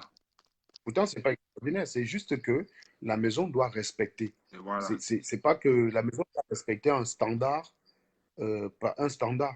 Tu ne peux pas, si tu déposes ton permis de construire, tu dois donner toutes les caractéristiques de ta maison Voilà. et tu dois faire ce que tu as dit, quoi. Donc, tu ne peux pas faire une maison en terre battue en France. Tu ne peux pas déposer le permis de construire pour faire une maison en terre battue. Quand tu déposes le permis de construire, tu donnes les délais pour lesquels la partie extérieure de ta maison doit être finie. Voilà. Voilà. Tu donnes les délais. Donc, il y a tout ça qui rentre en compte. Et c'est ça qui fait que personne ne peut acheter sa maison cash. Quand tu entends les gens dire ta maison à crédit, mais attends, combien de personnes en France peuvent acheter la maison cash? Même ceux même qui ont un héritage, sauf peut-être quelqu'un qui a perdu son papa dans un accident. Parce qu'il faut savoir que les assurances ici remboursent très bien. Voilà, si je fais un accident si je conduis, j'ai un camion qui me fonce dessus, ça me kill, ma famille reçoit plus de 2 millions d'euros. Ah oui, là, ma fille peut acheter un appartement cash. Donc, les gens ben, qui peuvent acheter un appartement cash, c'est des gens qui ont eu une rentrée d'argent importante, qui c'est soit la loterie, soit la signification que vous avez perdu un être cher. Ouais. Si par exemple j'avais été un gars cynique et que j'étais allé mettre une assurance sur la tête de mon petit frère en disant que voilà, si un jour un de mes petits frères décède, je reçois une forte somme. Je pouvais avoir 500 000 euros si ça dépendait du type d'assurance souscrit. Mais c'est le genre de choses que pour faire, il faut déjà accepter qu'un jour ton frère d'aille, quoi, tu vois. Bien Moi, j'étais sûr. arrivé en France, on m'avait proposé de payer une petite somme au cas où j'ai mon papa qui décède. J'avais refusé parce que j'ai dit, attends, mon pâté, 2 mois après mon pâté d'aille, j'ai Ouais. regretté de ne pas l'avoir fait. Mais tu vois, donc les gens qui peuvent faire ce genre de choses, ils sont très peu. Et encore même si je recevais 2 millions, je n'achetais pas un appartement cash. Il vaut mieux garder l'argent dans ton compte en liquide que de le dépenser pour acheter un appartement qui Ouais. peut perdre de la valeur et tout le Bataclan qui va avec. Donc, quand tu entends les gens venir dire crédit, crédit, mais c'est d'ailleurs parce que la maison, quand tu vois un Joe qui gagne, prends moi, je gagne 60 000 euros net par an. La baraque vaut, au jour d'aujourd'hui, si je devais acheter la même maison, bon, moi, je l'ai acheté il y a 10 ans, elle a pris une certaine valeur, mais au jour, le prix a augmenté. Si je veux acheter la même maison, il me faut 460 000 euros. Ça voudrait dire que si je devais payer cash, ça veut dire que je touche mon salaire. Tu fais 46 divisé par 4, 46 divisé par 6. Ça fait 8, donc ça fait environ 8 ans. Ça veut dire que je fais presque 8 ans. Je touche mon salaire, je ne prends même pas 5 francs dessus. Je ne mange pas. Tu en as. Je touche mon salaire, je ne prends même pas 5 francs dessus, je ne mange pas. Et je mets dans mon compte. Ouais, au bout de 8 ans, je peux payer la maison cash. Avec le risque que la maison a pris la valeur entre temps et qu'après les 8 ans, la maison vaut presque 500 000 maintenant et que ça ne suffit toujours pas, quoi. C'est compliqué là-bas, hein. Donc, c'est pour ça qu'ici, on est obligé. Et je pense que si on avait pensé la société dans ce sens-là, les choses auraient évolué, mais ça demande au Cameroun. C'est comme l'autoroute. Beaucoup de gens disent l'autoroute, l'autoroute, l'autoroute, mais s'ils savaient combien coûte une autoroute. L'autoroute, je vais te dire, si Paul Biya veut une autoroute entre Douala et Yaoundé, Ouais. si c'est rentable, les entreprises qui vont vouloir construire, il y en a un paquet. Il suffit simplement que tu appelles une entreprise comme Vinci. Ouais. Il y a Vinci que voilà l'autoroute là. Tu construis, tu exploites ça pendant 70 ans, c'est pas grave, on s'en fout. Ouais. Si Vinci fait l'étude de marché, il se rend compte que le trafic qu'il peut y avoir peut rentabiliser ses frais et lui apporter un bénéfice sur 50 ans. Il signe, Ouais. bien ne dépenser rien. Le problème, c'est que si tu construis l'autoroute entre Douala et Yaoundé aujourd'hui, ou bien entre Maroua et Yaoundé et Douala, Ouais. et que quelqu'un qui prend sa voiture de Maroua jusqu'à Douala doivent dépenser environ 45 000 de péage, rien que pour le péage. Ouais. Tu vois donc déjà que c'est assez dissuasif. C'est-à-dire qu'il y a très peu. Donc, il y a un risque que tu construises une autoroute. Si tu construis l'autoroute, le péage ne va plus être 500 francs comme tu vois là. Voilà. Moi, quand je fais Paris-Nantes, 380 km. Paris-Nantes, c'est 380 km. Je paye 35 euros. Ah. Récemment, Platini a fait Paris-Toulon. Paris-Toulon, il a dépensé combien? 70 euros. 70 euros, ça fait combien? 70 fois 6, ça fait presque 50 000. Ouais. 50 000 pour faire 900 km. Pour faire 900 km. Donc, si tu fais Marois, tu sais que tu vas prendre ta voiture pour faire Marois, Douala, payer, 900, payer 70, payer 50 000 francs CFA de péage. Ouais. Il y a un risque que tu construis le péage et tu retrouves les gens sur les routes où on paye 500 francs et l'autoroute est vide. C'est C'est ça clair. le problème, en fait. C'est clair. C'est-à-dire que ça a un coût. Et l'État ne peut pas construire un ouvrage à perte. L'État ne peut pas construire un ouvrage à perte. Oui, il faudrait qu'il ait une source de revenus qui compense cela. Ouais. Et ça, le Cameroun, contrairement à ce que les gens veulent faire croire, le Cameroun n'est pas au niveau des revenus des États-Unis qui sont capables de se permettre d'avoir ce genre de route gratuitement. Oui, Les oui. pays où l'autoroute est gratuite, il n'y en a pas beaucoup, hein. Oui. Et d'ailleurs, quand on dit gratuit, attention, hein, quand on dit gratuit, c'est parce que c'est gratuit pour celui qui conduit. Oui. Par exemple, un étranger qui arrive. Mais celui qui vit aux États-Unis paye ça dans ses impôts. Bien En sûr, Allemagne, bien c'est sûr. pareil. Bien sûr. Les Belges, à travers la vignette, on dit souvent que l'autoroute est gratuite en Belgique, c'est faux. C'est simplement que oui, moi, quand j'arrive en Belgique étant un étranger, je ne paye pas l'autoroute. Mais les Belges payent le péage à travers leur vignette. Bien sûr. Ils payent les frais de tout. Donc, ils payent tout le temps. Il a un abonnement presque, on va dire. Les Allemands, c'est pareil. Et au final, qu'est-ce qui se passe? C'est qu'en Allemagne, quand tu vas en été pour te déplacer en Allemagne, tu te retrouves sur l'autoroute en train d'avancer à 10 km à l'heure parce que tout le monde prend l'autoroute, c'est gratuit. En France, c'est dissuasif. Bon, quand Ouais. je prends l'autoroute pendant les vacances, c'est rapide parce que les gens ne prennent l'autoroute que s'ils veulent vraiment aller vite et donc ils payent. Ouais. Or, en Allemagne, comme tout le monde peut prendre l'autoroute, en Belgique, tout le monde peut prendre l'autoroute, tu te retrouves parfois avancé sur l'autoroute à 10 km à l'heure. Moi, une fois, je suis allé à Francfort, je voulais faire Francfort-Nuremberg.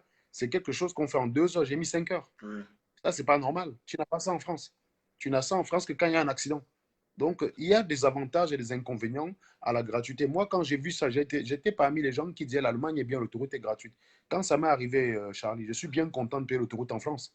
Parce que je sais au moins que quand je paye, j'arrive rapidement. Ouais, Tu vois un peu, non? ouais, Je sais que quand je vais payer, je vais arriver rapidement. Alors qu'en Allemagne, non, un Joe ne peut pas faire ça parce qu'il y a trop de gens sur les autoroutes. Il y a trop de gens. C'est ça le problème de la gratuité de l'autoroute. ouais, Donc, si tu mets l'autoroute au Cameroun, la quantité de personnes capables de payer le péage que ça va exiger, imaginons, c'est simplement, allez, 1% des usagers qui ont la voiture au Cameroun. Combien de personnes il y a la voiture au Cameroun? Au Cameroun, on estime à peu près à 2% le nombre de personnes véhiculées au Cameroun. ouais. Dans les 2% du nombre de personnes véhiculées au Cameroun, tu ajoutes 1% qui serait susceptible de payer ce genre de péage. Donc, tu te retrouves avec combien? Avec 2 personnes sur 10 000. Ouais. C'est-à-dire qu'il n'y aura que 2 voitures sur 10 000 qui vont prendre l'autoroute. Mais ce n'est pas rentable, Charlie. La politique, ce n'est pas l'implantation, ce n'est pas la foi, ce n'est pas Paul Biapeu, Paul Biapeu, Paul Biapeu, mais pour quelle rentabilité? Toi-même, tu es au pays, tu vois des gens avec l'électricité. Est-ce que, moi qui suis dans l'énergie, on me demande de construire une centrale pour pallier aux besoins énergétiques du Cameroun, j'ai un problème. Je ne connais pas le besoin. Quand tu as sur un compteur 15 personnes qui sont branchées, Ouais, là où toi, à Eno, toi, un compteur, il y a 15 personnes derrière. ouais, Donc, si j'arrive là, je dis, tiens, bon, bah, peut-être que construire 2 centrales, ça va suffire. Bah, il y a des chances que non, parce que derrière un compteur se cache parfois 15 personnes. ouais, Le style de vie des Camerounais, déjà, est compliqué à gouverner. Je te dis, moi, je suis dans l'énergétique. Dans l'énergétique. Moi-même, je serais incapable, là, à l'instant, on me donne ça comme projet, que vas-y, construis-nous, propose-nous une puissance qui répond aux besoins énergétiques des Camerounais. Je ne saurais pas répondre. Je ne connais pas le besoin des Camerounais. Paul Biya ne connaît pas ce besoin. Il faut faire le tour des maisons pour regarder le nombre de personnes qui sont branchées sur les compteurs. ouais, Parce que les gens ne veulent pas souscrire à l'abonnement. Les gens, parce qu'ils choisissent la facilité, souscrire à l'abonnement, tu payes un abonnement. Eux, ils veulent bypasser cet abonnement-là, qu'ils considèrent que c'est de l'argent à jeter. Ils vont prendre le compteur sur le voisin, qui est le voisin lui-même qui est content de surfacturer derrière et de profiter des bénéfices pour alléger sa facture à lui. Regarde comment les gens vivent. Quelqu'un racontait ici dans un direct comment il connaît un pater dans son quartier qui vend la lumière partout et qui au final ne paye pas. C'est-à-dire qu'il branche en direct. Donc non oui, seulement il vole la lumière Eneo, donc ça veut dire que non seulement il vole la lumière, oui, mais il la vend et donc c'est son activité. oui, oui, Il oui, s'enrichit sur le travail oui, des oui, autres. d'ailleurs, Mais comment veux-tu? oui, bon, allô? Oui, je t'écoute. Ouais. Oui, pour ce point-là, bon, sur le point-là, c'est vrai qu'il y a la responsabilité du Camerounais lambda. Mais je me rappelle bien quand l'actuel actionnaire Altis, ils ont repris, c'était à Sonnel pour devenir Oneo. Ils ont voulu lancer une grande campagne de souscription.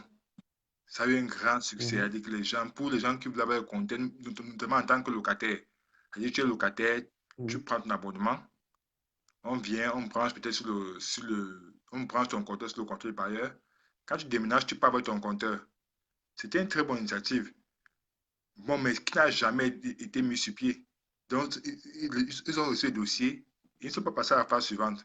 On n'a jamais su vraiment pourquoi. Bon, bon, il y a aussi. Tu te rends compte quand même que, Oui, tu te rends compte quand même que le Camerounais est tel que il veut l'énergie, mais on lui dit que pour souscrire un abonnement, pour souscrire à tout, il faut un abonnement, man. oui, Même en France, quand tu veux t'assurer, tu as une assurance, tu as une prime que tu payes tous les mois, mhm, mais tu payes l'abonnement, c'est ce qu'on appelle les frais de dossier. bien sûr, Moi, pour arriver dans cette maison, pour qu'on vienne m'installer l'électricité, j'ai payé. bien sûr. C'est-à-dire que si moi je ne paye pas, ça veut dire que la personne qui m'a vendu le terrain en viabilisant, de toute façon, quand tu achètes un terrain, il y a la viabilisation du terrain. La viabilisation, c'est qu'on vient creuser tous les canaux, les égouts là, tout ça pour pouvoir relier à ta maison. Donc, comme pour que ta fosse septique soit reliée aux égouts. On appelle ça viabilisation. Tu payes. Oui, Tu payes le terrain à 70 000. Le terrain, on te dit, c'est 70 000. Mais au final, quand tu vas chez le notaire signer, tu payes presque 92 000 parce que tu payes la viabilisation de ce terrain. On t'oblige. On ne te laisse pas le choix. oui, Tu vois, non? On ne te laisse pas le choix. Parce qu'effectivement, peut-être que si on laissait le choix aux gens, mais on ne te laisse pas le choix. Tu payes. Donc, tu as acheté le terrain, OK, il y a ça, ça, ça, ça, ça. Au final, le terrain viabilisé, ça revient à 92 000 oui, pour 700 mètres carrés. 12 000 euros, on est déjà à 60 millions, hein, rien que le terrain. Vous qui dites souvent que les terrains sont chers à Yaoundé, là. On est déjà à 60 millions ici, rien que pour le terrain. Voilà. Et donc, derrière, maintenant, quand tu veux commencer à faire les premiers travaux, il faut souscrire maintenant un abonnement chez un fournisseur d'énergie. Il vient déposer le compteur, tu payes un abonnement. Et c'est ce problème d'abonnement, Charlie. qui fait que comme les gens ne veulent pas payer l'abonnement et le compteur, eh bien, qu'est-ce qu'ils font? Ils vont chez un Joe qui a déjà tout ça, ils se branchent là-bas en direct et ils payent, ils bypassent tout ça. Sauf que derrière, ça a comme conséquence d'empêcher la lisibilité sur le besoin énergétique. Parce que si tu regardes, tu dis, tiens, il y a 10 000 consommateurs là. Donc 10 000 consommateurs, aller une maison, c'est quoi? C'est 5 kilowatts. Donc il faut une centrale qui répond, qui fait 50 000 kilowatts. Donc Oui, ça va oui, répondre aux besoins. Donc derrière, tu as 12 personnes qui sont connectées, man. C'est oui, pour ça qu'il y a baisse de tension. oui. La baisse de tension vient de là. La baisse de tension vient du fait que les gens ne sont pas. Il faut savoir que si les gens payent l'électricité, ben on va construire les centrales, Charlie. Oui. Si vous payez l'électricité, c'est dans l'intérêt de l'État de construire des centrales pour vous proposer l'électricité et vendre. Le C'est pro- dans l'intérêt. Regarde comment on construit les centrales nucléaires en France. Oui, On paye la centrale nucléaire sur laquelle j'ai travaillé. Tu sais combien ça devait coûter au départ? 2 milliards. Au jour d'aujourd'hui, on est à 13 milliards. oui, oui, oui, L'État paye, l'État paye. Derrière, OK, ils vont vendre l'énergie. oui, Parce que tu sais, quand les pays qui produisent le nucléaire en Europe, l'Europe est connectée comme un réseau. Il y a oui, des pays qui produisent et des pays qui consomment. Donc, l'électricité qui est produite à Flamanville peut se retrouver en Estonie. oui, Ça peut se retrouver en Estonie. Voilà. Donc, l'Europe est assez connectée. Et le problème avec la centrale, avec l'électricité, une fois que c'est produit, il faut l'utiliser en oui, fait. oui, la Donc, nature. c'est injecté dans le réseau. Ça part partout. Donc, c'est interconnecté. Oui, Mais ça se ils savent complète. très bien qu'ils vont vendre. Oui, L'Allemagne, avec son hypocrisie, ils sont sortis du nucléaire. Tu crois que oui, l'Allemagne prend son énergie ou c'est la France oui, qui vend l'énergie à l'Allemagne. oui, Là, on dit l'Allemagne, grande puissance du monde. Ils ont abandonné le nucléaire, ils sont retournés aux centrales à charbon. Le oui, problème des centrales à charbon, c'est que ils ont une certaine inertie. Donc, c'est l'Europe, c'est la France, c'est le nucléaire de la France connecté au réseau européen qui les nourrit. oui, Hein. Il y a beaucoup d'Italiens qui disent ah non, non, nous, on est vert, on n'utilise pas de centrale, mais leur énergie, ça vient des centrales nucléaires françaises. Donc, c'est en fait un réseau interconnecté. Mais j'ai envie de te dire, si les gars payent l'électricité, Charlie, ça veut dire que toi-même là, tu constates que bon, au Cameroun, il y a 100 000 personnes capables de payer l'électricité. Bonsoir, Emilienne. Il y a 100 000 personnes capables de payer l'électricité. 100 000 personnes, le besoin, c'est 5 kilowatts. Tu fais 5 kilowatts par 100 000, ça fait 500 000 kilowatts, c'est-à-dire 0,5 mégawatts. oui, Donc, moi, si j'achète un groupe électrogène qui fait 0,5 mégawatts, le groupe électrogène peut coûter 40 000 euros. Je fais un réseau de distribution, allez, on va dire ça coûte 80 000 euros. Au final, je dépense 200 000 euros. J'ai un système qui me permet d'alimenter la population avec cette puissance-là. mm, La consommation de carburant va être de temps, temps, temps, temps. Je fixe le prix du kilowatt à temps. S'ils sont frappés, toi-même, tu peux créer ton réseau. oui. S'il y a un besoin, tout le monde va signer. Le problème, c'est que est-ce que les Camerounais sont prêts à payer? Si on le construit, ça ne coûte rien. Construire une centrale thermique ne coûte rien. Ce n'est pas comme une centrale nucléaire. Ça ne coûte rien. Il faut que les gars soient prêts à payer. Or, comme les gars sont des faussaires, l'État ne veut pas se retrouver des entreprises en faillite. Pourquoi Eneo en faillite alors que EDF en France n'est pas en faillite?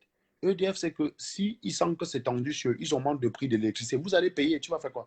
Tu vois que je vais aller me débrancher parce que le prix de l'électricité est cher. Si c'est cher, je vais que payer. Je vais simplement dire que bon, là où je me faisais 2 restaurants Memouna par semaine, là, maintenant, je vais go qu'à un seul resto. Tu vois un peu ce que je veux dire? Oui, Parce que l'électricité, tu en as besoin. oui. C'est tout. Tu vas payer. Mais si les Camerounais étaient comme ça, les gars payeraient. Non. Mais non, les Camerounais sont des fautains. Ils ne veulent pas payer l'électricité, mais ils sont là. Hein, ils sont en train de nucléaire monter les gens. En fait, c'est que moi, je pense que, comme tu dis, bon, maintenant, si le temps peut-être qu'une masse critique, je ne sais pas, ou c'est les campagnes d'évangélisation des chrétiens, ou je ne sais pas par quel rayonnement moral, il y a une majorité qui décide que non, on va payer. On risque d'attendre Hum, 50 ans ou 100 ans.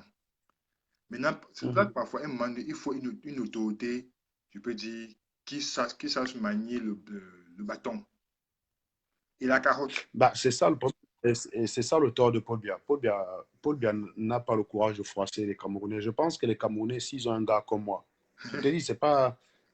Ils ont un mec, il faut quelqu'un qui soit couillu, qui n'a pas peur. Paul Biya, c'est quelqu'un qui ménage la chèvre, le chou, contrairement à ce que j'en pense. Paul Biya, c'est quelqu'un qui ne veut pas énerver les Camerounais, tu vois. Euh, Il est dans une gouvernance à la baba cool. mm, Voilà. Je vous dis ce qu'il faut faire, vous faites ce que vous voulez. Après, ne venez pas dire que je suis responsable. Parce que s'il commence à manipuler le bâton, regarde comment les gens me détestent. Les gens me détestent pourquoi? Parce que je suis inflexible. Est-ce que ce que je oui, dis est faux? Quelqu'un a venu dire que je raconte des bêtises. Quand il dit tu racontes des bêtises, tu es fou. Mais ça, c'est les aboiements d'un chien. oui, C'est aussi valable que moi, c'est aussi valable que mon fils qui regarde les travaux d'Einstein et qui dit, dis donc, Einstein, tu ne dis rien de bon. On peut oui, tous dire ça dès qu'on a la bouche. Mais les Camerounais n'ont pas encore compris, surtout les Bamileke, qu'il ne suffit pas de juxtaposer les phrases et de produire un son pour dire qu'on a parlé. mm, Il faut donner du contenu et du fond.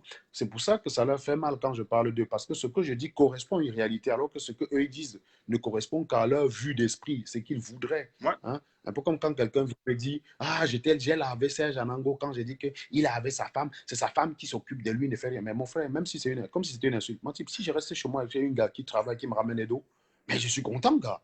Je suis content. Mais c'est donné à tout le monde de trouver une gars, que tu restes à la piole. Admettons même que ce soit vrai. Non, mais c'est donné à tout le monde de trouver une gars. Vu comment on galère au Cameroun, là. Il y a plein de mecs au Cameroun là, qui galèrent, là, qui sont en beaucoup. Que trouver une femme pour eux qui va s'occuper de la. En France, là, je vais te dire, en France, à la porte de la chapelle, tu as flop de noirs là-bas. Ils ne connaissent personne. Ils dorment sur la route. Quand je passe là en voiture comme ça, là, ils sont là à côté. Ils font le stop, ils demandent l'argent. Mais mon frère, si trouver une gars qui va travailler pendant que tu ne fous rien, c'est facile. Mais pourquoi les gars la donner l'adresse à ces gars-là, eux, ils trouvent pour eux, au moins ils auraient un toit. Non, mais parce que les gars font souvent comme si c'est une insulte. Ils font souvent comme si c'était une insulte. Moi, je veux vous dire, si comme j'étais je un disais, gigolo, j'assumerais. C'est-à-dire qu'à chaque fois que j'aurais mon salaire, je voulais dire que. comme je disais, si Donc, l'État, c'est du toujours moins des le gens qui ne payent gouvernement, rien, quoi. Ils ne payent. Mhm. le gouvernement disait, OK, bon, maintenant, on va baisser. Parce que pour être franc, franchement, les frais d'abonnement et les procédures, d'abord, les procédures sont longues. Tu peux te retrouver en te faire 2, 3 mois. Et malheureusement, avec la corruption, tu as encore obligé d'aller glisser quelques billets à certains cadres ou certains agents pour Mhm. on te servir en premier. On a, Mais ça, c'est un problème d'homme. Ça, c'est pas un problème qui se règle par décret, Charlie. C'est là où on a tout faux. C'est-à-dire qu'il s'agit là des gens qui sont payés pour faire un travail qu'ils ne font pas, Charlie. le problème, C'est un problème d'homme. Ça ne peut pas se régler par décret. La France, il n'y a pas de corrompus partout. Je vais te dire une chose. Hein. Prends les policiers. Les policiers ont commencé à voir. Les policiers récemment ont dit, mais si tout le monde ne respecte pas le port du masque, ça va être difficile à gérer. C'est-à-dire que même avec l'autorité, tu ne peux pas. oui. Si tout le monde se met à braquer en France le même jour, la police ne peut rien faire. La police sera débordée. Donc, dire que la police peut tout faire, c'est oublier que derrière la police, il y a des hommes et que les hommes ont une capacité limitée. Donc, les pays comme la France, les Oui, États-Unis, la Norvège se gèrent parce que les gens, d'abord, eux-mêmes s'auto-gèrent. oui, Regarde l'Allemagne. ça, c'est L'Allemagne a clair. plus d'habitants que la France. Oui, Un exemple typique, l'Allemagne a plus d'habitants que la France. Pourquoi le coronavirus n'a pas fait ravage en Allemagne par rapport en France? Parce que les Allemands, d'abord, dans leur façon de vivre, ont une certaine discipline qui, en soi, est déjà une mesure barrière. C'est-à-dire que l'Allemagne, au niveau zéro, a des règles, dans sa façon de vivre, adopte déjà les règles barrières qui demandent à un Français un respect strict pour arriver à ce niveau-là.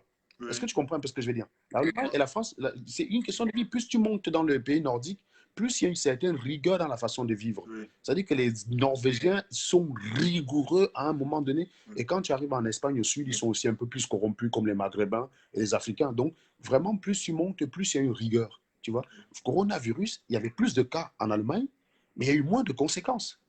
Il y a eu moins de conséquences, tout simplement parce que les Allemands, déjà, de par leur façon de vivre, eux-mêmes font barrière au coronavirus. Donc, les pays comme l'Europe se gèrent parce que les gens, il y a des gens ici, là, par exemple, si je marie quelque part à ma fille, et je compte sur ma fille pour mentir, je suis dans la merde.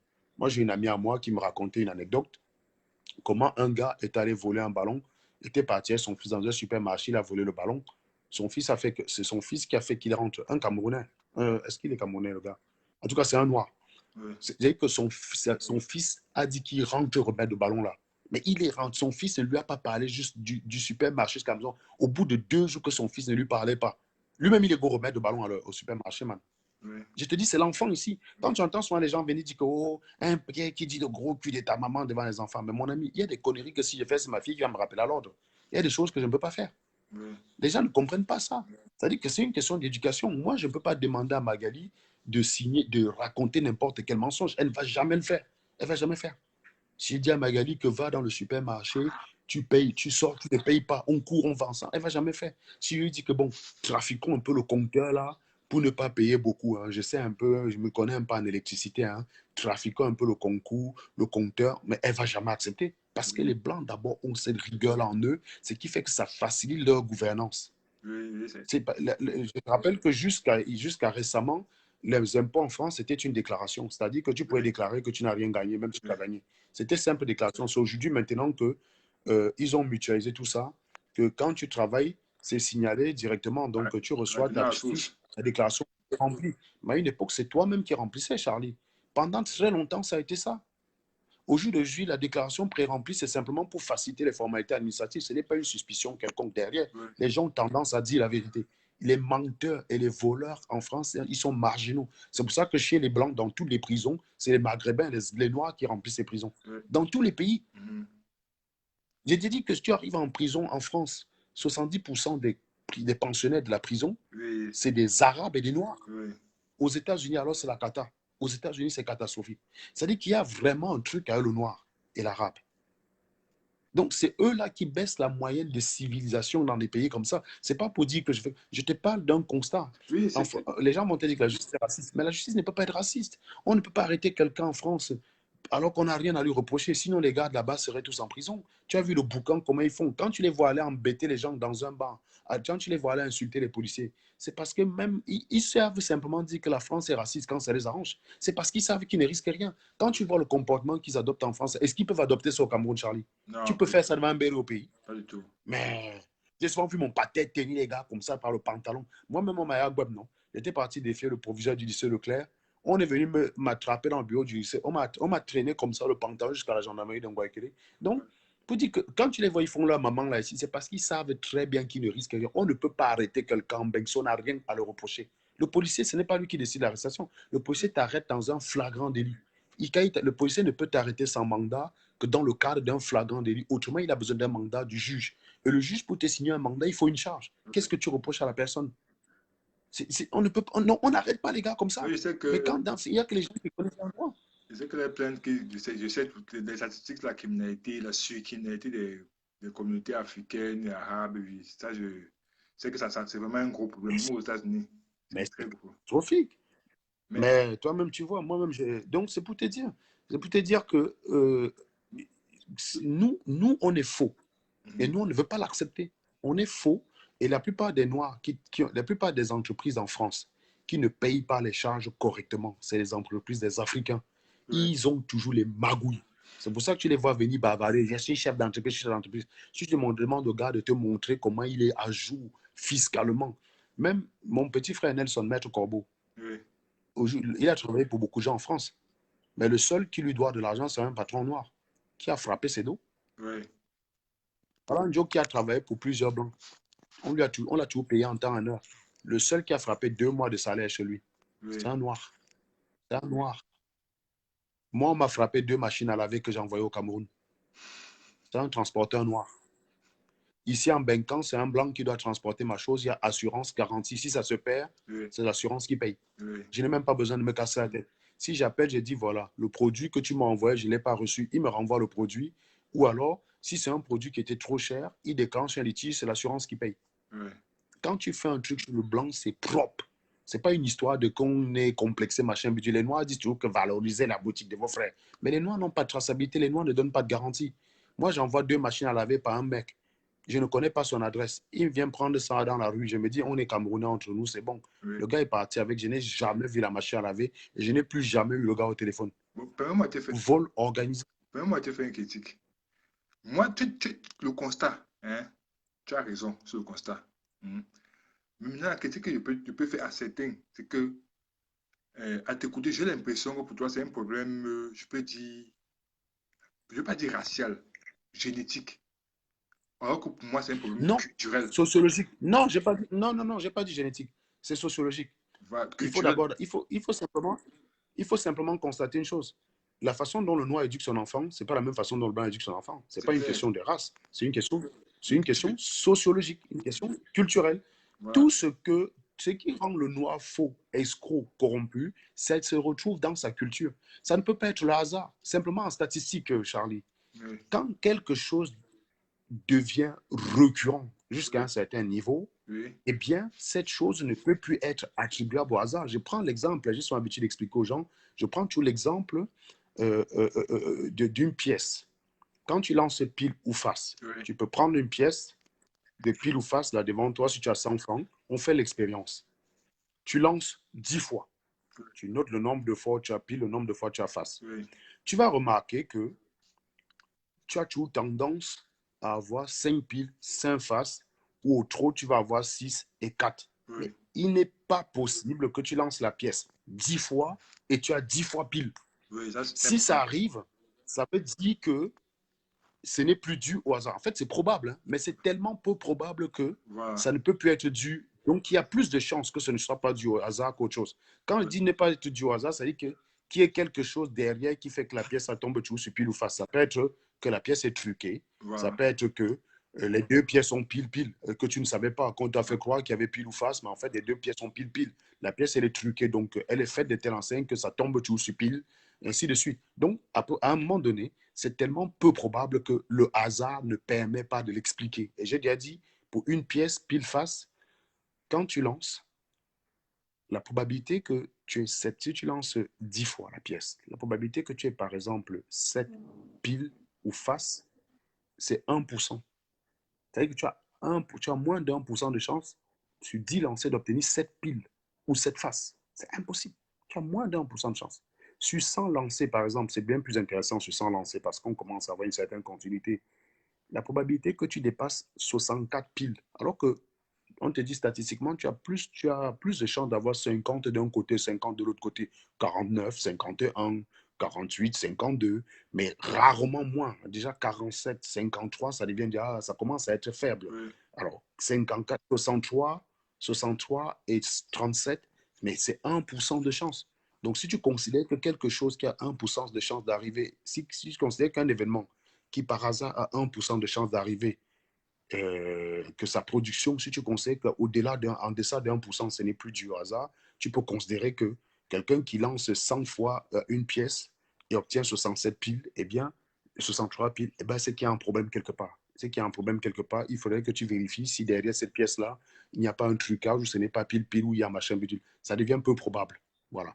Et c'est ça le problème chez nous, c'est-à-dire que quand on commence à se rendre compte qu'en France, ceux qui remplissent les prisons, c'est les Noirs. Oui. En Angleterre, ceux qui remplissent les prisons, c'est les Noirs et les Arabes. En Allemagne, ceux qui remplissent, c'est ceci. Tu vas dans tous les pays, c'est pareil. Tu commences à te dire, oula, il y a Oui. un problème. Au Japon, la plupart des prisonniers japonais sont japonais. Mais si tu regardes le nombre de prisonniers japonais dans leur prison au Japon, bien que le Japon soit plus peuplé que la France, c'est bien proportionnel au nombre de blancs prisonniers en France. C'est-à-dire que dans les pays développés, il y a une certaine proportion de blancs dans leur prison. Oui. Ça reste assez constant partout. Et donc, tu vas remarquer que le Japon, il n'y a pas beaucoup de gens en prison parce qu'il n'y a pas beaucoup d'immigrés au Japon. Mais Oui. que le nombre de Japonais en prison, la proportion est assez correcte par rapport au nombre de Blancs en France. Voilà, le nombre de petits criminels qu'on peut trouver dans les sociétés développées. Oui. Mais chez nous, en France, ce qui remplit les prisons, ce qui fait qu'il y a plus de place en prison, bah, c'est les Noirs et les Arabes. C'est Aux clair, c'est clair. États-Unis, c'est les Noirs. Oui. C'est les Noirs et les Arabes. Ils sont toujours, et ils ne veulent jamais s'attaquer au problème. Donc, c'est pour dire que clairement, ça permet, on ne peut pas dire qu'il y a dans un gène, ce n'est pas le gène, parce qu'il faut savoir que mon fils là, qui est métis, mais il n'est pas, enfin, je vais prendre ma nièce qui est, mais d'un point de vue, la façon dont elle observe l'Afrique avec les mêmes yeux qu'un enfant blanc observerait l'Afrique, puisqu'elle est née en France, elle n'est pas camerounaise, hein. Elle a la peau noire, mais elle ne connaît rien du Cameroun. Quand elle allait au Cameroun, elle Oui. était complètement paumée, elle cherchait les parcs, elle cherchait les aires de jeu, elle ne trouvait pas. Elle cherchait la cantine à l'école, elle ne trouvait pas. Donc, nos enfants n'héritent pas de notre vie. Nos enfants, nos enfants comment dire, n'héritent pas de notre. C'est pas parce que j'ai porté l'eau dans ma tête, sur ma tête pour aller remplir les fûts que Oui. mon enfant a hérité cela. Mon enfant, il n'est au courant de rien. Oui. L'enfant vit dans son environnement. Et donc, clairement, le comportement des Africains est dicté par leur culture, leur façon d'être éduqués. Et s'ils sont tous, la plupart du temps, malhonnêtes et faussaires, c'est bien que dans leur culture, il y a un charme. Leur culture ne met pas l'accent pour leur imposer ça comme valeur, alors qu'en France, c'est très important. Voilà. Et c'est pas, donc, ce n'était pas d'un aspect génétique. Il y a quelqu'un qui me dit, Serge, vos connaissances des cultures négro-africaines et limitées. Je vous invite à lire davantage avant de dire les énormités. Vous pensez, vous prenez pour des vérités. Alors, C'est encore pas. une fois, je ne suis pas venu prétendre, Larry Johnson, je n'ai pas prétendu que j'avais les connaissances négro-africaines. J'ai fait le constat de la réalité en 2020, connard. Vous êtes toujours en train de vouloir nous en venir. Si tu as la connaissance, lis. Si tu as la connaissance, viens distiller. Quand je connais quelque chose, je ne viens pas vous demander d'aller lire. Je viens vous l'exposer. D'accord? Donc, si tu as toujours les idiots pareils, vous êtes toujours en train de dire, va lire avant de dire, va lire quoi? Tu as lu quoi donc? Tu as donc lu quoi? Tu as appris quoi? Tu as donc lu quoi? Tu as appris quoi? Vous êtes toujours en train de dire, va lire, va lire. Je suis venu ici vous demander d'aller lire. Quand j'ai quelque chose à vous dire, je viens, je vous l'expose. Si tu as une connaissance très poussée, ben, expose-le en commentaire. Et comme ça, Charlie et moi, on va apprendre. Expose ça en commentaire. Nous, on fait un constat de la réalité. Déjà, si on n'est pas d'accord sur le constat, ça veut dire que ta lecture là, ne me sert à rien. Si ta lecture vise à nier quelque chose que Charlie et moi, on constate, à savoir qu'en prison en France, la plupart des prisonniers, c'est les Noirs et des Arabes. Ça, c'est un fait. Si déjà, tu ne peux même pas concéder quelque chose qu'on ne discute même pas. Il n'y a même pas à discuter. Mais non, ce n'est pas la critique. Mais regarde ce qu'il y a. Donc, en fait, tu vois, Charlie, c'est ça le problème des Noirs. Il pense que dès qu'il a dit une phrase à la con, il s'est dit qu'il a critiqué. En quoi il a prouvé qu'il avait une connaissance poussée de la culture négro-africaine? Dans ce commentaire-là, tu le vois quelque part, Charlie, parce que peut-être quand c'est moi qui dis, on dit que j'insulte. Quand quelqu'un vient dire un commentaire comme ça, là, à quel niveau il a prouvé qu'il la connaissait mieux que moi? Bon, j'ai dit, les prisons n'existaient pas dans nos cultures africaines. Le savais-tu? Mhm. Ben, les prisons n'existaient pas. Ben, et alors? L'esclavage existait. Hein. Si l'esclavage a pu se faire par le blanc, c'est parce que nous, on l'appliquait déjà C'est que nous-mêmes. les gens confondent. Les sanctions, c'était Les différent. gens confondent. Ils sont complètement La bêtes. Hein. prison, Expose. c'est, la prison, c'est une sanction judiciaire. Je vous pose la question, n'y avait-il pas des sanctions judiciaires dans le corpus pénal précolonial? C'est la question que vous posez à Larry Johnson.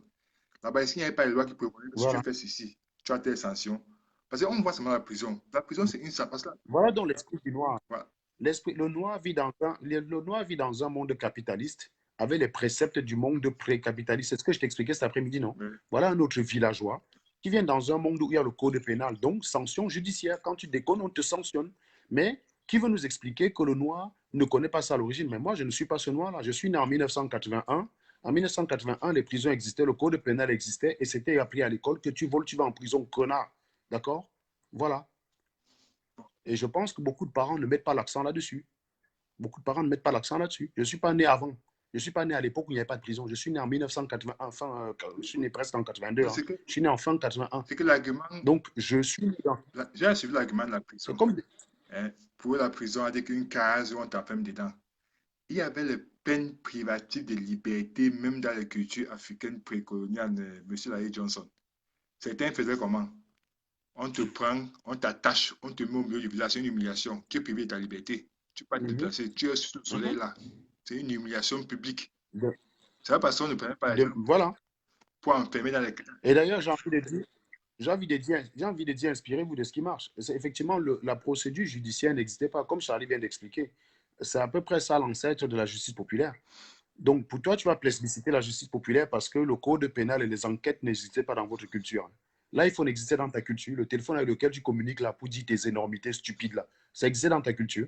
Prends aussi un problème. Prends aussi. Vous voulez simplement prendre du blanc, ce qui vous arrange. Quand tu prends un 4x4, non, non, non, non, non, non. Tu n'argumentes là. Pour l'instant, tu n'as encore rien argumenté, Jean-Charlie. Charlie, tu penses est-ce que tu penses pouvoir prendre la parole et dire des choses? Tu sais, hein, tu n'as encore rien argumenté. Tu es simplement venu dire que la sculpture. Je te parle d'un constat de 2020. Il faut d'abord qu'on se mette d'accord sur 2020. Et tu me dis en quoi la connaissance de cette histoire-là va m'aider à régler le problème de 2020. Moi, je vous ai expliqué cet après-midi que pour déterminer le point de chute d'un mobile, je n'ai pas besoin de savoir d'où il est venu. Hein.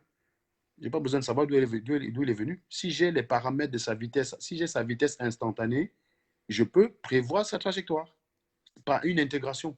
Je n'ai pas besoin de savoir d'où il vient. Je n'ai pas besoin. Ce n'est pas dans toutes les situations où on a besoin de connaître les tenants et les aboutissants. Non, non, non, non, non, non, je peux déconnecter la situation de l'histoire. Donne-moi un argument justifiant. Vous voyez comment vous débattez. C'est ça que tu appelles un argument. Serge, tu ne peux pas. Ben, Larry Johnson, tu peux déconnecter de l'histoire. Affirmation gratuite, je te fais une affirmation gratuite. Connard. Voilà vos arguments. Serge, tu ne peux pas déconnecter. Je ne peux pas. Qu'est-ce qui m'en empêche? Qu'est-ce qui m'en empêche? Quelle est l'information? C'est ça qui m'intéresse. Que je constate en 2020, tu m'amènes l'histoire. Je me fous de l'histoire. Quand tu mets le testeur dans un câble pour vérifier si le courant passe, tu as besoin de voir quoi? Le voyant s'allumer, non? Tu as besoin de savoir d'où l'électricité arrive. Hein, Charlie? Quand tu prends le testeur là, Oui, je vois, je vois. tu veux vérifier si la lumière est dans le câble, non? Mais Oui, bien tu sûr. branches le testeur, ça s'allume ou ça ne s'allume pas. Tu as besoin de savoir d'où l'électricité arrive avant de mettre le testeur. Non, mais vous êtes malade dans votre cerveau. Non, non, non, non, non, non, non. Dans mon cas, je ne fausse aucune explication. Explique-moi en quoi je fausse. Pour l'instant, tu n'as encore donné aucun argument. Vous aimez tellement Yakou bavarder. Pour l'instant, il y a zéro argument. La physique, c'est pas l'histoire. Oui, c'est vrai. La physique, c'est pas l'histoire, comme ça t'arrange. À quel moment, alors, ce que j'ai dit n'est pas valable? Dis-moi ce que j'ai besoin de connaître sur l'histoire des Noirs pour constater que pour ne pas constater, pour nier, qui va te permettre de nier qu'en 2020, les prisons sont remplies par les Noirs. Parce qu'ils ne savent pas, ils ont un problème à la loi. Ah, d'accord, ok. Attends, je vais prendre Larry Johnson. Charlie, excuse-moi, je suis désolé. Mais si tu veux, je pourrais te faire un boassou. Là. Je vais te mettre au crédit si tu veux. Tu m'écris. Tu as mon WhatsApp ou pas? N'avez pas WhatsApp. Écris-moi dans l'inbox si je vais te donner mon numéro de téléphone. Je vais te faire un boassou. Ok, Pas de souci. ok, bye. Je vais prendre le gars. Larry Johnson, je te prends. Je te prends, tu m'expliques comme tu dis là. Tu ne peux pas, tu ne peux pas. Voilà les arguments des villageois. Tu ne peux pas, tu ne peux pas. Si tu peux, pourquoi tu refuses la discussion? Pourquoi tu refuses la discussion, bon? Ouais. Vous êtes toujours en train de bavarder dans le vide. Tu as commencé par dire énormité. Je veux que tu m'expliques l'énormité que j'ai dit. Quand j'ai dit que les prisons sont remplies en 2020, c'est vrai ou c'est faux? Où est l'énormité dedans? Prends la parole, je ne vais pas t'agresser. Je te promets, promis, promis. Je ne vais pas t'agresser. Je ne vais pas te manger, mon. Prends la parole. N'aie pas peur, je ne vais pas te manger. Je suis que derrière un écran. Hein. Je ne peux rien te faire, gars. Tu as la parole. Tu me dis l'énormité quand quelqu'un fait un simple constat. Voilà. Oui, oui. Allô, mon cher ami. Pourquoi tu montres le toit, non, frangin? Non, non. Mon cher ami, écoute, il faut rester courtois parce que tu ne peux pas insulter tout le monde comme ça. Bon, je vais te dire aussi, Il y a les gens, il y a les gens, il y a les gens qui ami, t'écoutent. quand tu me dis que j'ai dit les énormités, pour moi, Non, tu m'attaques. non, il y a des choses, il y a des choses. Tu me dis j'ai dit les énormités. Non, nous t'écoutons. Pourquoi? Bon, Pourquoi tu chiales alors? bon, si tu as appelé, c'est pour qu'on échange. C'est pour qu'on échange. Bon, voilà, on va échanger. Quand tu me donnes la parole, je parle. On va poser les bases, Voilà, tu me donnes la parole, j'échange. Je vais te la passer, Et je te la remets. Et je te la remets. Promis, c'est bon. Voilà, et sans insulte. Non, c'est bon. Passons dessus. Parce que moi, j'aime être respectueux. Je te respecte. Bon, allez, c'est bon. C'est bon. On va passer 3 jours à parler de respect. Bon, voilà. Les bases sont donc claires. Où est l'énormité? Non, les bases ne sont pas complètes. L'énormité que tu fais, et je reste purement au plan scientifique, c'est que tu déconnectes la situation du noir ou encore la condition du noir aujourd'hui, au XXIe siècle, de toute l'histoire. De toute l'histoire. Non, laisse-moi argumenter. Dès que je finis d'argumenter, je te remets la parole. Je te dis que j'ai fini. J'ai besoin de 30 secondes. Non. Est-ce que je peux avoir 30 secondes? Tu auras plus que ça, mais c'est simple. Tu as commencé par parler par écrit. Donc, je t'appelle en réaction à ce que tu as écrit. Voilà. En 2020. Nous sommes en 2020. Tu es d'accord avec moi. En France, la prison, c'est 70% des Noirs et des Arabes. Je suis d'accord avec ces statistiques. Bon, laisse-moi finir. Est-ce que j'ai dit autre chose que ça? Tu as donné les explications de ça. Non, laisse-moi d'abord finir. Oui, tu as dit autre chose. Bon, que j'ai trouvé qui était faux. Laisse-moi finir. Non, mais on entendait progressivement. Là, je vais voir où il y a l'énormité. Donc, l'information que j'ai passée est vraie. On est d'accord ou pas? Oui, c'est vrai. Et c'est valable pas seulement en Europe, même aux États-Unis, c'est valable. Dans les Noirs, on est d'accord, les Noirs. Oui. Aux États-Unis, c'est même pire. J'ai dit que c'est pire parce que j'ai les chiffres. Pour les États-Unis, je suis très à l'aise là-dessus. Donc, c'est même pire aux États-Unis. Donc, c'est les Noirs. Aux États-Unis, même, c'est les Noirs et les Latinos. Donc, les Arabes des États-Unis, c'est les Latinos, en fait. Les Maghrébins des États-Unis, c'est les Latinos. Mais la situation est... Comme en Europe, c'est les Maghrébins et c'est les Noirs et c'est les Africains. Ben oui, c'est ce que j'ai dit. Donc, on est d'accord sur le constat. Donc, on est d'accord. Mais alors, pourquoi tu dis que j'ai dit les énormités? Mais l'énormité, c'est que tu déconnectes tout ça de l'histoire. Et tu expliques ça par la culture. En expliquant que c'est la culture des Noirs qui est une culture fausse. Et c'est pour ça que je t'ai donné un argument qui dit que... Non, tu n'as donné aucun argument. Je t'ai donné un argument que tu n'as peut-être pas compris. Tu n'as donné aucun argument. Je te le donne cet argument, je le répète si tu veux. Permets-moi de le répéter. Il n'existait pas de prison dans les cultures négro-africaines précoloniales. Il n'existait pas de prison. Pourquoi il n'existait pas? Pourquoi il existait l'iPhone dans la culture? Oh là là. Tu me permets d'expliquer? Non, mais je te pose la même question. Non, mais attends, ne choisis pas. Laisse-moi expliquer. Laisse-moi expliquer. Mais non, je te pose aussi la question. Non, ne m'énerve pas, s'il te plaît. Je suis très courtois. Donc, quand je vais te poser une question, parce que je vais t'amener simplement à comprendre l'absurdité de ton propos. Non, il existait l'iPhone. Tu ne peux pas m'empêcher de parler. Il n'existait pas d'iPhone. L'iPhone est récent. Il n'existait pas d'iPhone. Dans les cultures précoloniales africaines. est-ce qu'il existait la voiture dans les cultures précoloniales africaines? Ça n'existait pas, mais ce n'est pas un argument que tu Ah, peux utiliser. C'est pas un argument que tu... Non, laisse-moi finir, laisse-moi finir.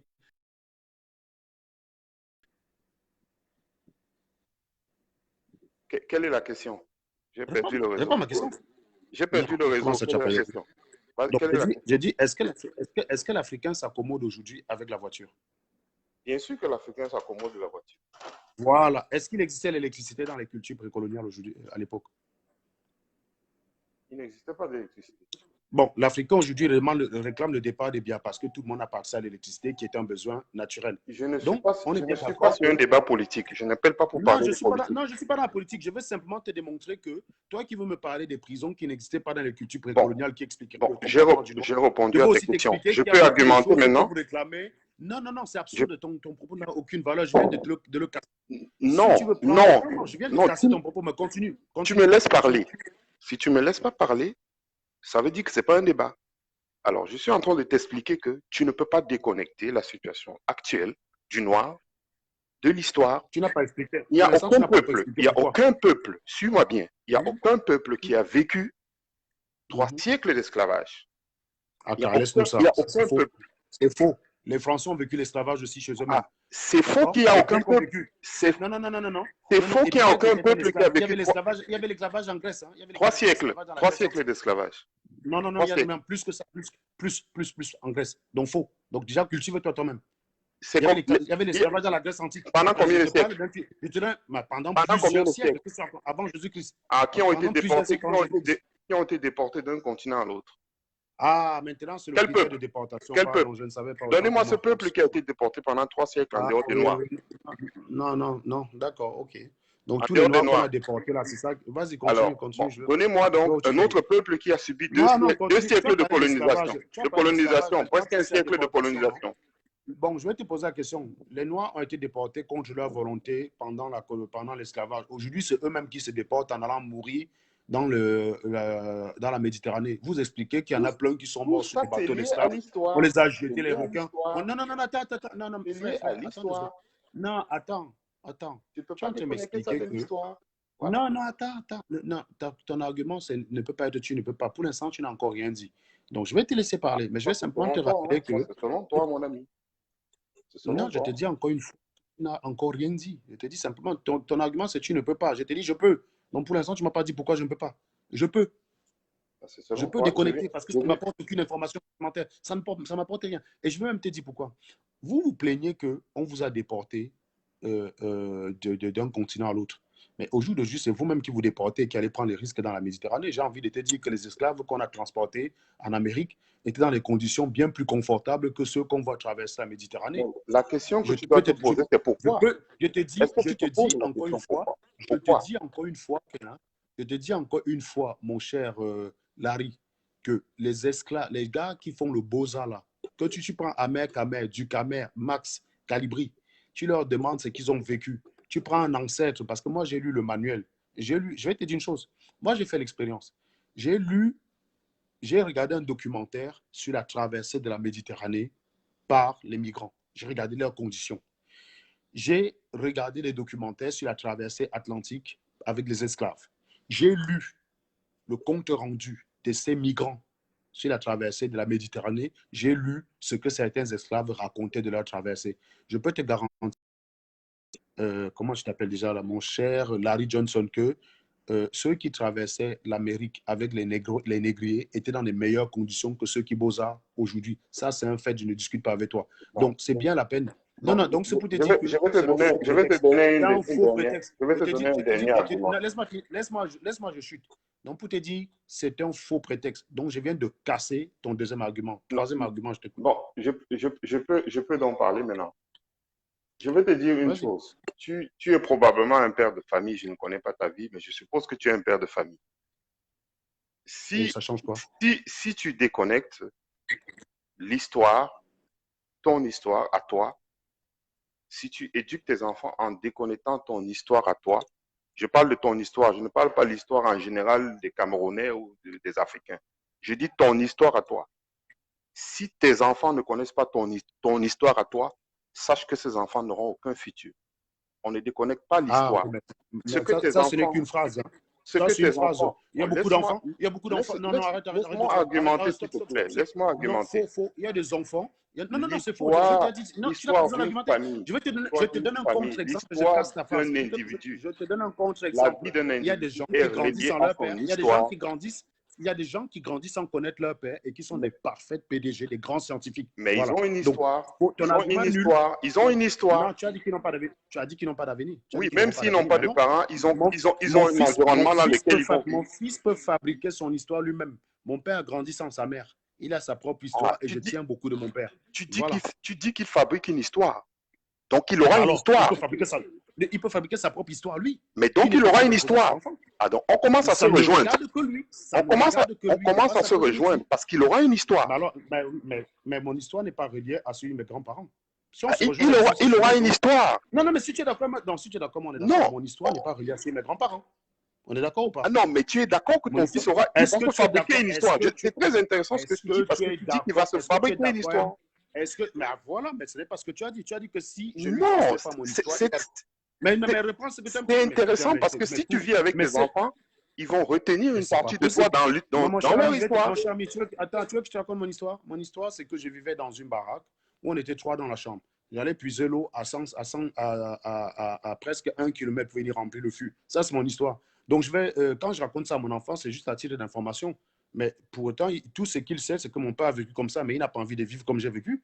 Tu vois que mon fils a envie d'aller puiser l'eau dans la sève parce que son papa allait puiser l'eau à la source. Non, mais laisse-moi finir 2 secondes. C'est pas la seule chose que tu le racontes quand même. Non, je raconte à mes enfants que j'allais aussi au champ travailler. Tu veux que je raconte quoi d'autre? Tu as parlé de mon histoire, non? Tu racontes des choses quand même bien meilleures que ça. Non, je n'ai pas à leur raconter autre chose. Ça, c'est ma vie et je ne t'ai pas dit qu'elle était mauvaise. C'est une vie que j'ai aimée. Hein. Pourquoi tu appelles ça meilleur? On t'a dit que j'étais malheureux. Oui, mais c'est qui ça? J'ai trouvé quelque chose d'intéressant dans ce que tu as dit. J'ai trouvé quelque chose d'intéressant dans ce que tu as dit. Tu as dit, ils vont se construire une histoire. Mais c'est intéressant. Justement, et ne pense pas que cette histoire-là, tu es au centre de cette histoire.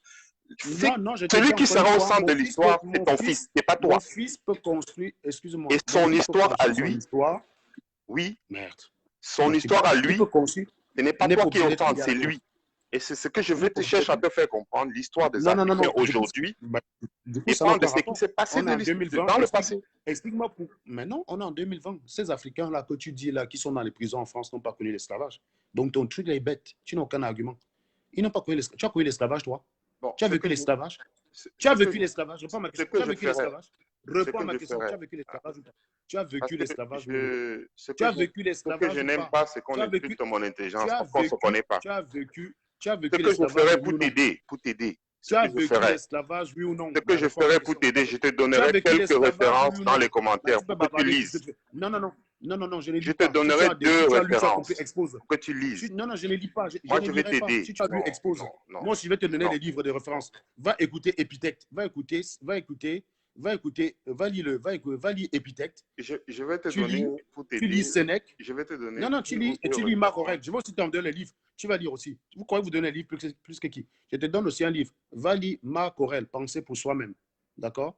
J'ai lu Marc Aurèle. Va lire Épithète. Lettre à. Oui, j'ai lu Épithète, j'ai lu Marc Aurèle. Je connais Marc Aurèle. Bon, moi aussi, j'ai lu tous tes livres. Je te les ai pas donné mes références. Comment tu les as? Tes références, je les connais. Je les ai lus. Voilà. Et ça n'a rien donné. Voilà. Bon, mais puisque toi, tu ne veux pas écouter, bon.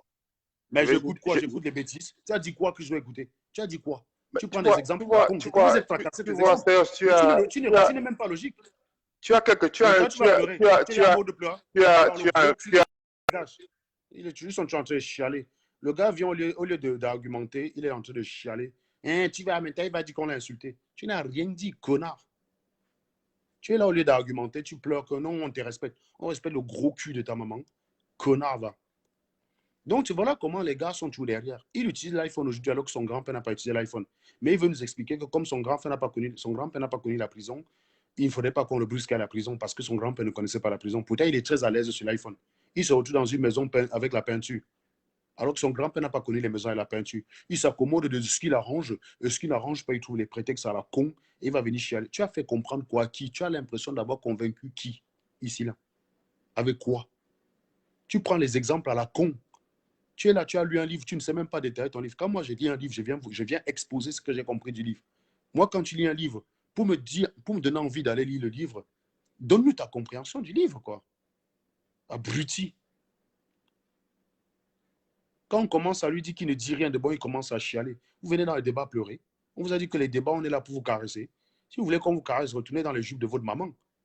Des couilles molles comme ça. C'est parce qu'il commençait, tu dis des énormités. Quelle énormité? Tu peux au final dire que tu es d'accord avec moi que c'est les Noirs qui sont en prison. Je te dis que c'est un problème culturel. Ça n'a rien à voir avec l'histoire. C'est un problème culturel. C'est la culture. Si l'esclavage a pu perdurer, c'est justement à cause de ce problème culturel.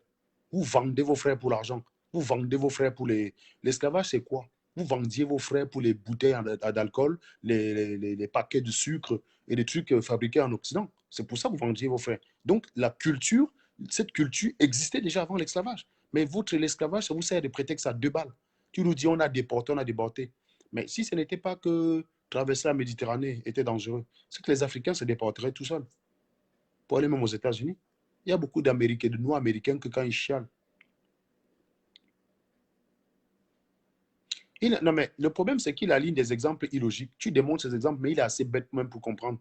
Il ne comprend même pas que tu es en train de le finir. Il ne comprend pas que tu l'as liquidé, là, en fait. Hein. Parce qu'il ne comprend pas, il n'est pas logique. Il te prend un exemple, tu lui sors le contre-exemple. Il dit qu'un enfant... Voilà la phrase du gars, Alice. Un enfant qui ne connaît pas l'histoire, si je ne transmets pas mon histoire à mon enfant, eh bien, il n'aura pas d'avenir. J'ai dit, bah, c'est faux. Il suffit de prendre des enfants qui ont fait de très belles choses sans connaître leur père. Il y a des gens qui, sans connaître leur père, ont changé le monde. Ont changé le monde. Il ne connaît pas son père. Il a grandi qu'avec sa mère. Je peux vous en citer plusieurs scientifiques comme ça, là, qui ont grandi qu'avec leur mère. Ils ont révolutionné la science. Vous me parlez de quoi? Et ils sont dans l'histoire. Plus que des connards comme toi qui connaissent leur père et qui ont hérité leur soi-disant tradition villageoise. Il a d'abord commencé par dire, j'ai dit non, mon fils a fabriqué l'histoire. Il me dit, voilà, on est d'accord. Mais en fait, ça donne raison à qui? Eh bien, moi, je fabrique mon histoire en fonction du monde dans lequel je vis et non pas en fonction du monde dans lequel mes grands-parents ont vécu. C'est ça, c'est ce que j'essaie de t'expliquer, connard. Moi, je Wanda Junior. C'est toujours les faux prétextes. C'est les mêmes gens. C'est les mêmes genres de connards. Ils ne savent, ils sont complètement dans les choux. C'est ceux qui veulent, pour justifier la violence des Noirs américains aux États-Unis, t'expliquent que c'est à cause de la ségrégation. Mais si c'est juste, si c'est si juste, pourquoi vous mentez? Voilà le gars qu'on a tiré à Kenosha dans le Wisconsin. Première version des faits, toujours mensongère comme d'habitude. Oh, le gars se dirigeait dans sa voiture tranquillement, le policier a vidé le chargeur. Ben non, vous ne savez pas que ce mec était recherché pour agression sexuelle. Il était sous le coup d'un mandat d'arrêt. Il avait un couteau sur les mains. Il a agressé un policier. On l'a déchargé le taser dessus, ça ne l'a même pas calmé. Et il était en train d'agresser les gens. C'est pour ça qu'on a appelé la police. Vous ne connaissez pas toute l'histoire. Vous prenez 10 secondes d'une vidéo, vous concluez l'histoire, la belle histoire qui vous arrange. Mais vous pensez tromper qui? Mais si vous étiez si honnête, vous n'auriez pas besoin de mentir. La fusillade de Kanouchala, le mec, on l'a même raté. On l'a raté. Voilà un gars qui voulait aussi qu'on le tue pour que sa famille reçoive 1 million comme la famille George Floyd. Moi, j'ai l'impression que depuis que George Floyd est mort et devenu célèbre, tu as une race de noirs là-bas qui a envie simplement qu'on les bute pour qu'eux aussi soient célèbres par leur mort. Comment expliquer que tu sais très bien que quand l'embele te dit drop the knife, laisse tomber ton couteau, mais tu ne laisses pas tomber ton couteau, mais c'est normal, je t'ai dit, on t'a loupé, gars. Tu es seulement paralysé, Jason Blake. On aurait dû te vider le chargeur là dans le ventre. Vous allez apprendre à respecter l'autorité. Même la famille du gars a dit qu'elle soutient Donald Trump. Joe Biden voulait déjà acheter le problème, comme d'habitude. La famille a dit non, non, non, non, non, non, non, non, non, non, nous on soutient Donald Trump. Paf! Ça les a cassés comme des merdes. Toujours en train d'acheter le malheur des gens. C'est comme ça votre problème. Je vous dis, la mentalité qui fait du noir le faussaire, cette mentalité existait déjà avant l'esclavage. C'est pour ça que vous avez vendu vos frères pour les paquets d'allumettes, les bouteilles de whisky et les trucs d'alcool, les produits manufacturés en Occident. C'est comme ça que vous vendiez vos frères pour des conneries comme ça. Là. Beaucoup de Camerounais là, vendraient leur enfant pour une bouteille de champagne. Le femme-là, c'est quoi? Le femme-là, c'est vendre son enfant pour qu'il aille travailler. Non? Le concept même du femme-là, c'est l'esclavage. L'esclavage, ça choque l'Africain. On ne connaît pas un peuple qui a été déporté. Ouais, vous avez échappé à l'esclavage pour vous déporter maintenant vous-même par le Boza. Appelez un mec qui vous raconte son Boza. Vous allez lire la traversée de l'Atlantique d'un esclave. Vous allez lire sa traversée. Vous allez voir, vous me dites lequel est plus dramatique. Celui qui est volontaire ou celui qui était forcé. Celui qui était forcé voyageait dans les meilleures conditions que celui qui était volontaire. Vous venez chialer encore votre maman. Donc, si c'est les conditions de traversée là qui vous choquaient, personne n'irait Beaux-Arts. Mais vous êtes encore les premiers. Si l'Amérique était à côté, vous-même, vous seriez rentré Beaux-Arts pour aller là-bas. C'est parce que l'Amérique est loin. Il y a presque 6000 km entre les deux. Si c'était à côté, vous-même, vous seriez en train de Beaux-Arts vous-même. Vous n'auriez même plus besoin. Vous n'auriez pas besoin de négrier pour prendre le bateau pour y aller. Et quand ça vous arrange, vous venez chialer votre maman. Oh, on a déporté. Il commence d'abord par l'esclavage. Je lui explique que l'esclavage a existé dans la Grèce antique. Hein. L'esclavage existait dans la Grèce antique. Vous faites comme si l'esclavage, c'est l'apanage des Africains. Il y avait l'esclavage aussi en Chine. Hein. Les prisonniers de guerre, c'était quoi? Quand vous arrêtez les prisonniers de guerre, vous les faites travailler à votre compte, c'est quoi? C'est l'esclavage. Ces prisonniers venaient la plupart du temps d'une autre contrée. Il faut savoir que dans le temps, rien que le fait que tu venais d'un village qui était à 30 km, tu venais d'une autre contrée, on parlait de contrée, tu n'étais pas chez toi, tu étais l'étranger. C'est parce que vous avez encore ce raisonnement-là dans vos cerveaux givrés, remplis de merde à Kamto, que vous pensez que le fait d'être Tchang, épouser une Bafang, c'est aller loin, alors qu'en fait, c'est la même province. Dès que votre fils vous dit que je vais épouser une Bafang, vous dites non, c'est loin. Épousez plutôt l'enfant de maman Tagne qui habite là-bas. Là. Elle est déjà en âge de se marier. Vous connaissez l'amour. C'est pour ça que vous vendez vos frères. Vous ne savez pas ce que c'est que l'amour. Une bande de raclures. Toujours à venir chialer. Vous avez dit que tout le monde a envie de chialer comme vous. Moi, je suis né à une période où il y a le code pénal. Voilà, je n'ai pas envie de go en tôle. Je n'ai pas envie d'aller en tôle et d'expliquer à mes enfants qu'il n'y avait pas les prisons à l'époque de mes ancêtres. Non, je me lève le matin, je m'en vais travailler, et je rentre le soir, je m'assois dans mon salon, et voilà, c'est tout. Si tout le monde faisait comme moi, il n'y aurait pas de noirs en prison en France. Crétin. Tu décorais l'histoire, décorais le gros cul de ta maman, connard. Là. Le même genre de victime qui m'énerve. Ça, c'est les gars que si j'ai en face, hein, moi, je vais seulement les nacs. Parce qu'ils commencent à me gonfler, ces cons-là. Moi, je joue que j'ai un gars qui tient un tel discours en face, moi, je vais que le nac. Je vous dis sincèrement, il y a le genre de discours de discours de victimisation que je ne supporte pas. La claque que tu vas recevoir pour te réveiller. Hein. Laisse seulement. Vous avez la chance que ce genre de conversation, il n'y a que sur Facebook. Les losers, il n'y a que sur Facebook. En plus, tellement loser qu'il n'ose même pas assumer son visage. Parce qu'il sait qu'il s'apprête à dire des conneries. Je vous ai toujours dit, faites attention aux salopards que quand ils n'ont pas d'argument, ils vous disent allez lire tel livre, allez lire tel, allez lire tel. Même quand je vous parle d'un concept de probabilité qui est compliqué, j'essaie de le simplifier pour que vous le compreniez. Je vous explique. Je ne vous demande pas d'aller lire les théories des probabilités pour venir comprendre ce que j'explique. Sinon, je vous enverrai lire la probabilité pour comprendre pourquoi Dick le Bamileke est une merde et qu'il est perdu. Je vous dis, rien qu'à la probabilité, je peux dédouaner Paul Biya de tout ce que vous lui reprochez. J'ai pas besoin je vous dis, on sort de la politique. Je prends une inférence. Je prends la méthode d'inférence en probabilité. Je vous démontre que Paul Biya n'y est pour rien. Et de façon pure et simple, de façon incontestable. Vous allez simplement vouloir relier Paul Biya parce que ça vous arrange de trouver en soi Paul Biya le suspect. C'est comme un blanc, un Bamileke. Un Bamileke qui ne sait pas être maître de son destin a envie de croire que la sorcellerie existe. Tu demandes la preuve, il ne peut pas t'apporter la preuve. Il va te dire non, non, non, ça existe, Serge. Tu ne peux pas dire que ça n'existe pas. Voilà son argument. Non, non, non, Serge, comment tu peux dire que ça n'existe pas? Hein? Tu es naïf. Regarde-moi un boudman comme ça, là. Et il dit, c'est dit ingénieur, et il vient parler de la sorcellerie. Tu connais quoi en sorcellerie? Ça existe, salopard. Voilà l'argument du Bamileke. Et il a prouvé que la sorcellerie existe. On se demande bien ce que vous êtes allé foutre à l'école. Parce que j'aime bien. Je vous dis, il vaut mieux parfois quand je vois ce genre de commentaires que vous soyez un illettré. Hein. Parce que vraiment, si vous avez été à l'école pour pondre ce genre de conneries, c'est encore doublement effrayant. Moi, je vous dis, hein, il vaut mieux vraiment être un illettré pour pondre ce genre de merde, quoi. Sérieusement. Des raclures, quoi. Toujours à vouloir être des victimes. Mais qu'est-ce que vous gagnez à être des victimes? Moi, je ne comprends pas. Mais vous ne pouvez pas être des vrais mecs, quoi. Des mecs qui s'assument, qui ont des couilles, quoi. Et qui ont des couilles.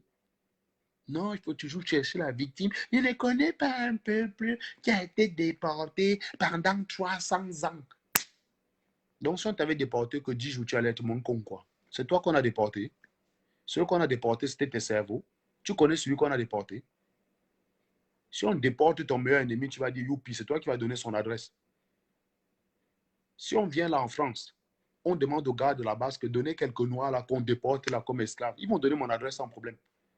Après, ils vont se plaindre, leurs petits-enfants vont se plaindre dans 600 ans que s'ils sont cons, c'est parce qu'on a déporté leurs ancêtres en Ango.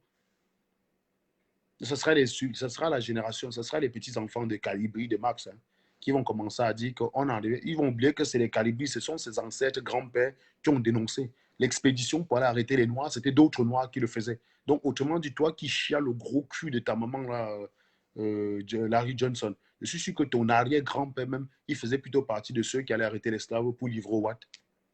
Qu'est-ce que tu en sais? Tu n'en sais rien. Les Watt sont malins. Ils ne connaissaient pas comment était la construction des terres. Ils privilégiaient les fournisseurs locaux. Il n'y a que 1%, on estime à moins de 1% le nombre d'esclaves qui a été arrêté par le Watt lui-même. Fournisseurs locaux, les gars arrivaient au pont, on leur livrait la marchandise, ils reprenaient le bateau, ils partaient. Le bateau venait d'Europe, paf, avec les produits manufacturés. Il venait avec les produits manufacturés. On liquidait ça, on donnait ça aux gars sur le port, et ils prenaient la marchandise, les esclaves, ils repartaient en direction de l'Amérique, cap sur l'Amérique, ainsi de suite. C'est tout. Ils n'allaient pas dans les terres. Ceux qui allaient arrêter les Noirs, c'était les Noirs. Les fournisseurs, c'était les fournisseurs locaux, dans les comptoirs, à Douala, à Lagos, tous ces villes portuaires. Abidjan. Je ne sais pas si Abidjan est près de la mer, on n'en sait rien d'ailleurs. Dakar, tous ces villes portuaires-là. C'est là-bas que les gars s'arrêtaient, ils faisaient leur marché. Ils prenaient les Noirs et ils se barraient. Ceux qui allaient dans les terres chercher les Noirs, arrêter les Noirs, là, comme on va dans les camps, quand on fait des expéditions pour aller arrêter les singes, c'était d'autres Noirs. Donc, probablement, les salopards qui se plaignent aujourd'hui de l'esclavage, les Bertie, le Camille comme ça, là, quand on voit leur gueule, quand on voit leur façon de faire, leurs grands-pères étaient probablement ceux qui montraient l'adresse des maisons des gars qui étaient forts. Quand tu vois Bertie, le Camille, son grand-père ne pouvait pas être un Joe qui veut travailler au coton. C'était un mollasson, c'était un mollusque. Donc, son grand-père était plus ce genre qui disait que allez là-bas, là, il y a un grand. Il y a un Joe là-bas, un gars là-bas qu'on appelle Anango. Il a des enfants musclés comme ça. Allez là-bas le récupérer. Allez récupérer les enfants là, c'est des bons clients. Voilà. Plus tard, les arrière-petits-fils, les Berthier, Camille sont en train de chialer l'esclavage que c'est leurs grands-pères qui ont vendu. Les gars de l'Ouest est là, vu comment vous êtes, hein, vos frères pour vendre. Je suis sûr que quand tu vois les Noirs américains là, qui sont aux États-Unis, ils sont probablement plus bamilekés que d'autres, que beaucoup que d'ailleurs. Les seules ethnies capables pour l'argent, c'est les bamilekés. Faites l'expérience, faites des études anthropologiques. Je vous envoie aussi faire des études anthropologiques. Vous allez voir que les bamilekés, ces esclaves là venaient tous de l'Ouest, majoritairement. C'est le seul endroit qu'on peut donner la bouteille de vin à un mouna qui a 20, un pater qui a 20 enfants. Il va une bouteille de champagne, il sacrifie un de ses enfants. Pour un pater bamileke, les enfants ne sont que la résultante du sperme. Point. Le lien affectif, ça n'existe pas. Ça n'existe pas chez les bamileke affectifs. Ils ne sont que le sperme. Donc, comme si c'est masturbé, là, sauf que là, pour le coup, ça a donné un enfant qu'il est capable de vendre pour une bouteille de champagne. Ça le coûte quoi? Il vend et il fait un autre. Il a 12 femmes. Il a 12 femmes, le mec. Il a 120 enfants. Tu lui présentes une bouteille de champagne, tu lui donnes 2 enfants, il vend les bêtises. Est-ce que Bamileke te prie? Et je suis qu'il y a même des pâtés même qui ont arrêté même eux-mêmes leur mouna pour dire que va. Tout ça pour les bouteilles de whisky. Après, les connards viennent chialer 300 ans plus tard. Je vous dis que l'esclavage et la colonisation, hein, c'est la meilleure bénédiction qu'on ait pu faire à l'Africain. Parce que avant ça, il était un nulard, un chien, un nulard, une crevue, un minable. Il ne foutait rien de son existence. Et après ça, c'est pareil. Maintenant, John Danik, le gros sale puant rempli d'asticots, cul de ta maman, givré de la cervelle. Voilà. Quand on venait même m'attaquer, hein, n'est-ce pas? Attaquez-moi même à vos propres expressions. Tu viens m'attaquer à mes expressions comment? Paul Pat, prends la parole, gars. Prends la parole. Ah, refusé. Tranquille. C'est d'habitude. On est toujours comme ça, en fait. Toujours en train de manipuler les gens après une fusillade de Junior Bomze. C'est des gros menteurs. C'est des gros menteurs. Toujours en train de vouloir manipuler les gens dans le but de faire pitié. C'est leur travail. Mais on est là. On ne va pas les laisser faire, on va aller barrer la route. va aller à barrer la route. Il est là pour ça. À gauche, nous pépé. On des crétins, va. Bon, les gars, il faut que je regarde un film avant d'aller dormir. Il est presque 1 heure là, donc je vais devoir vous laisser. Bon, merci Charlie. Comme je t'ai dit, Charlie, écris-moi inbox, je te donnerai mon WhatsApp. Et comme ça, tu me donnes ton numéro. Je vais te faire, voilà. On est bien conscient que ce n'est pas évident pour vous, mais c'est important pour nous qui parlons dans la diaspora d'avoir des Camerounais qui sont au fait des réalités, en fait. Voilà. Et vous allez remarquer que ce genre d'Africains qui nous sert ce discours de la victimisation, c'est les Africains qui sont dans la diaspora. Parce que les Africains du Cameroun, quand Sarkozy est parti à Dakar, dit que l'homme noir n'est pas rentré dans l'histoire. Les Blancs ont râlé parce que les Blancs ont toujours ce côté protecteur là pour s'excuser de l'esclavage. Ils sont toujours en train de culpabiliser par rapport à ça. Ils ont râlé. Quand on a posé la question à Paul Biya a dit qu'il est d'accord avec Sarkozy. Il vous a giflé. Paul Biya a dit je suis d'accord avec Sarko. Allez, dis. Ne vous rappelez pas? Quand on a demandé à Paul Biya qu'est-ce que tu penses de ce que Sarkozy a dit? Parce qu'il y a des présidents africains qui ont chialé, mais le président sud-africain a dit que je suis d'accord avec Paul Biya. Paul Biya a dit je rejoins plutôt la position du président sud-africain. Donc, je suis d'accord avec Sarkozy. Vous chialez trop, même votre président là. Il s'est dit que vous l'emmerdez. Vous l'emmerdez. Je pense que s'il voulait vraiment vous dire ce qu'il pense de vous, hein, vous irez vous suicider. Je vous dis sincèrement, priez simplement qu'il n'y ait jamais un gars comme moi là au pouvoir. C'est pour ça que je souhaite qu'un mec comme Peck arrive au pouvoir. Parce que lui, il a la même compréhension des tares africaines que moi. Si Paul-Éric King arrive au pouvoir, tu es faussaire, prends la voiture, toi-même tu rentres. Vous avez vu comment il fait le ménage là-bas à Penja? Vous avez vu le ménage que le gars a fait à Penja? Hein? Et les Bamileke sont qu'un. Hein? Quand ils te détestent, ils ne savent pas apprécier ton action. J'ai vu la vidéo de Nouran Foster qui est parti voir Marthe Zambo. Une députée qui va voir une artiste comme ça dans cette situation-là, c'est aussi une façon de faire la lumière sur un dysfonctionnement de la société. Elle est dans son rôle. Elle est partie l'aider. C'est symbolique, puisqu'elle ne devrait pas avoir à le faire. Mais c'est symbolique, c'est symptomatique, ça attire la lumière, la loupe, sur un phénomène qui n'aurait pas dû être. Qu'une artiste qui a travaillé comme ça toute sa vie, une artiste dont on fredonne ses chansons encore jusqu'à aujourd'hui, puisse manquer de l'argent pour se soigner. Elle est partie aider cette femme. Je regardais les commentaires des talibans sur le vidéo. Oh, oh, maintenant, on va aider l'enfant de Tato. Les enfants de Tato t'attendent. Boudman. Les enfants de Tato. Les enfants de tel t'attendent. Oh, il y a des enfants quand tu es en ambassade là-bas qui t'attendent. Ok. C'est bien ça le Bamileke. Quand tu fais bien, il est incapable de dire comme elle a fait là, je vais faire pour compléter. Pour lui, tu fais bien. Il regarde. Il dit continue seulement, il regarde. Bamileke, éternel spectateur. C'est ça le problème de Bamileke. Et voilà pourquoi les gars comme les Max et chez nous sont devenus célèbres. Tout simplement parce que le Bamileke ne veut rien faire. Un Bamileke qui était conscient que délivrer le Cameroun dépend de lui, n'attendrait pas El Chenou, n'irait pas regarder El Chenou tous les jours dans les directs. Le problème, c'est que le téléphone est en train de se décharger.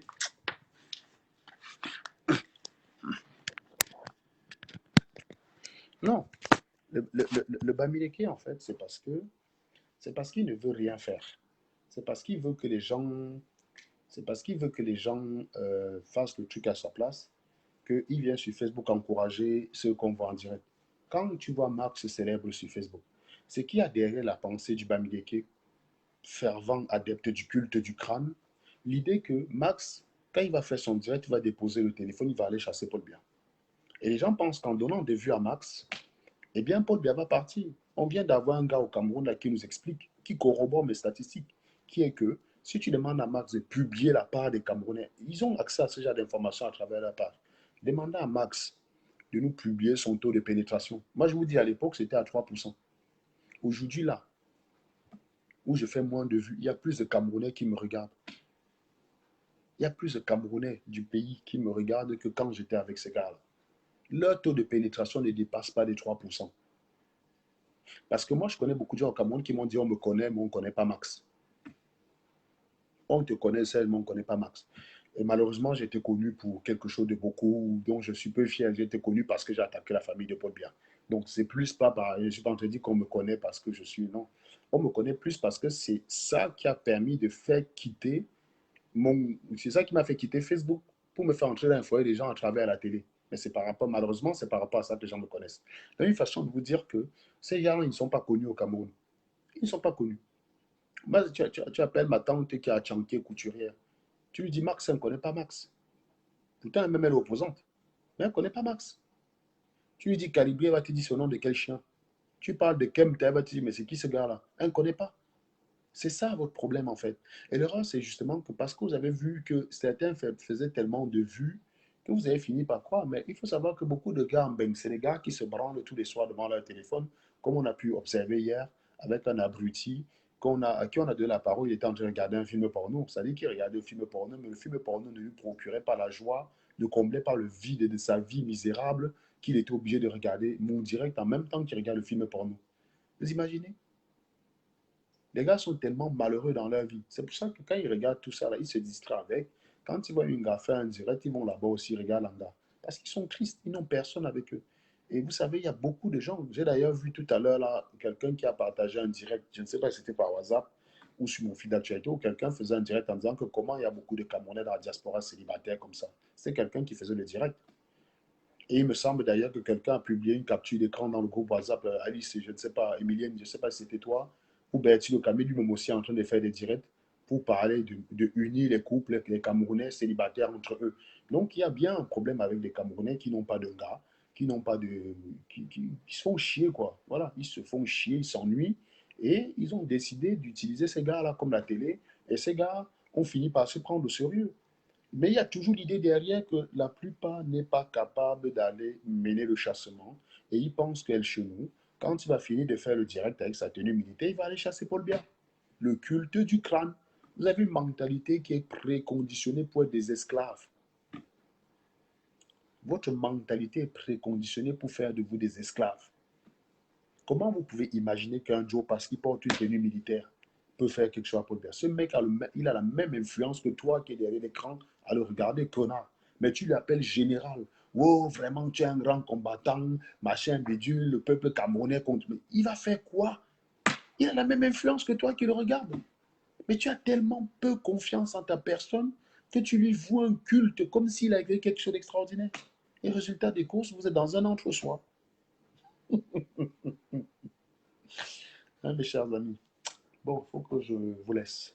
Quelqu'un a quelque chose à dire. Moi, visiblement, je n'ai plus de volontaires là. Je n'ai plus de volontaires pour. Tiens, tiens. Ah, tiens, il y a des Bamileke dans mon live. Je vois qu'il y a un Jean Hervé Kenfak, un Kamdem Jean-Claude. Tiens, je donne la parole à un Bami. Comme ça. Tiens, Jean-Claude Kenfak, prends la parole, tiens. Prends la parole. Je donne la parole à un Bami comme ça parce que j'ai pas envie de m'amuser. Tiens. Un Tchang. Un porc comme j'aime, quoi. Jean-Claude Kenfak, tu as la parole, tu as la parole, tu as la parole. N'oubliez pas, demain soir, logiquement, je devrais avoir un direct face à face avec Christian Timban Bomo. Voilà. Il est avocat, je m'attends à avoir des arguments vraiment construits, autre que les conneries que j'ai entendues ce soir du tu ne peux pas parler d'un peuple et décorréler leur présent de leur histoire. Si, si. Moi, franchement, mon histoire commence en 1981 quand je suis né. Ce qui se passe avant, j'en ai rien à foutre. Mais alors, là, franchement, rien à branler, quoi. Enfin, c'est bon juste pour l'information, mais ça ne conditionne à rien là où je pars. Mais alors, rien, là. Parce que si je me fie à ça, il n'y avait pas d'ingénieur dans ma famille. Pourquoi les Bamileke, même à qui on donne la parole, ils refusent de dire la parole? Ouais, les Bamileke. Faites même nous. Bah, tiens, je donne à Kamdem Jean-Claude. Kamdem, tu as la parole, frère. J'ai envie d'un Bami là, sur ce direct. Je suis un mangeur de Bami. Je suis un Bamivore. Parce que j'aime la viande du porc. Je suis un Bamivore. Donc, le porc, j'aime bien. Il n'y a pas un porc là pour que je mange, non? Putain, les gars refusent. Ils refusent quand ils sont. Vas-y, comme tu as la parole, putain. Pourquoi les gars sont devant leur truc comme ça là? Ils regardent, il y a la demande, j'ai fait quoi, je prends, ils pissent dans sa culotte. Quand il faut insulter derrière, ils sont forts.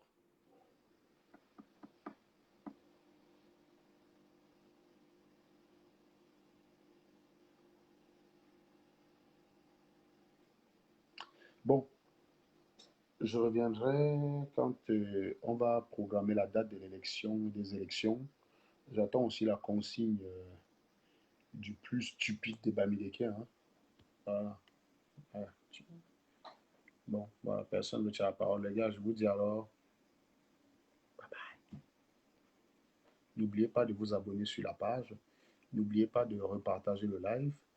N'oubliez pas de prendre rendez-vous demain à 21h si Christian Timban ne me fait pas faux bon pour un débat face à face concernant la question Bamileke. Je pense qu'il vient défendre les Bamileke. Donc, ce n'est pas un débat politique, hein. Je vous ai dit, j'invoque simplement la politique sur mes lives, mais je ne suis plus dans un combat politique contre qui que ce soit. Pas parce que j'ai renoncé ou quoi que ce soit, mais pour moi, ils sont morts. Voilà. Moi, je ne tape pas sur les cadavres, je ne tire pas sur les corbillards. Pour moi, jusqu'à ce que Kam te fasse sortir 25 000 personnes dehors un jour, pour ma part, je le considère mort. Et je ne vais pas jouer le jeu des médias qui consiste à donner toujours la parole à ces abrutis. Voilà. Donc, moi, si quelqu'un vient sur ma page, c'est pour me contredire par rapport à mes positions sur le Bamileke, pas par rapport à la politique. Parce que ce qui est quand même incroyable, c'est que quand j'attaquais les gars de la base, vous m'aviez dit prends ton couloir et tu laisses les gens de la base tranquilles. J'ai pris mon couloir, c'est les Bami maintenant. Vous venez encore m'attaquer pourquoi? Mon couloir maintenant, c'est les Bami. Je vais vous traiter.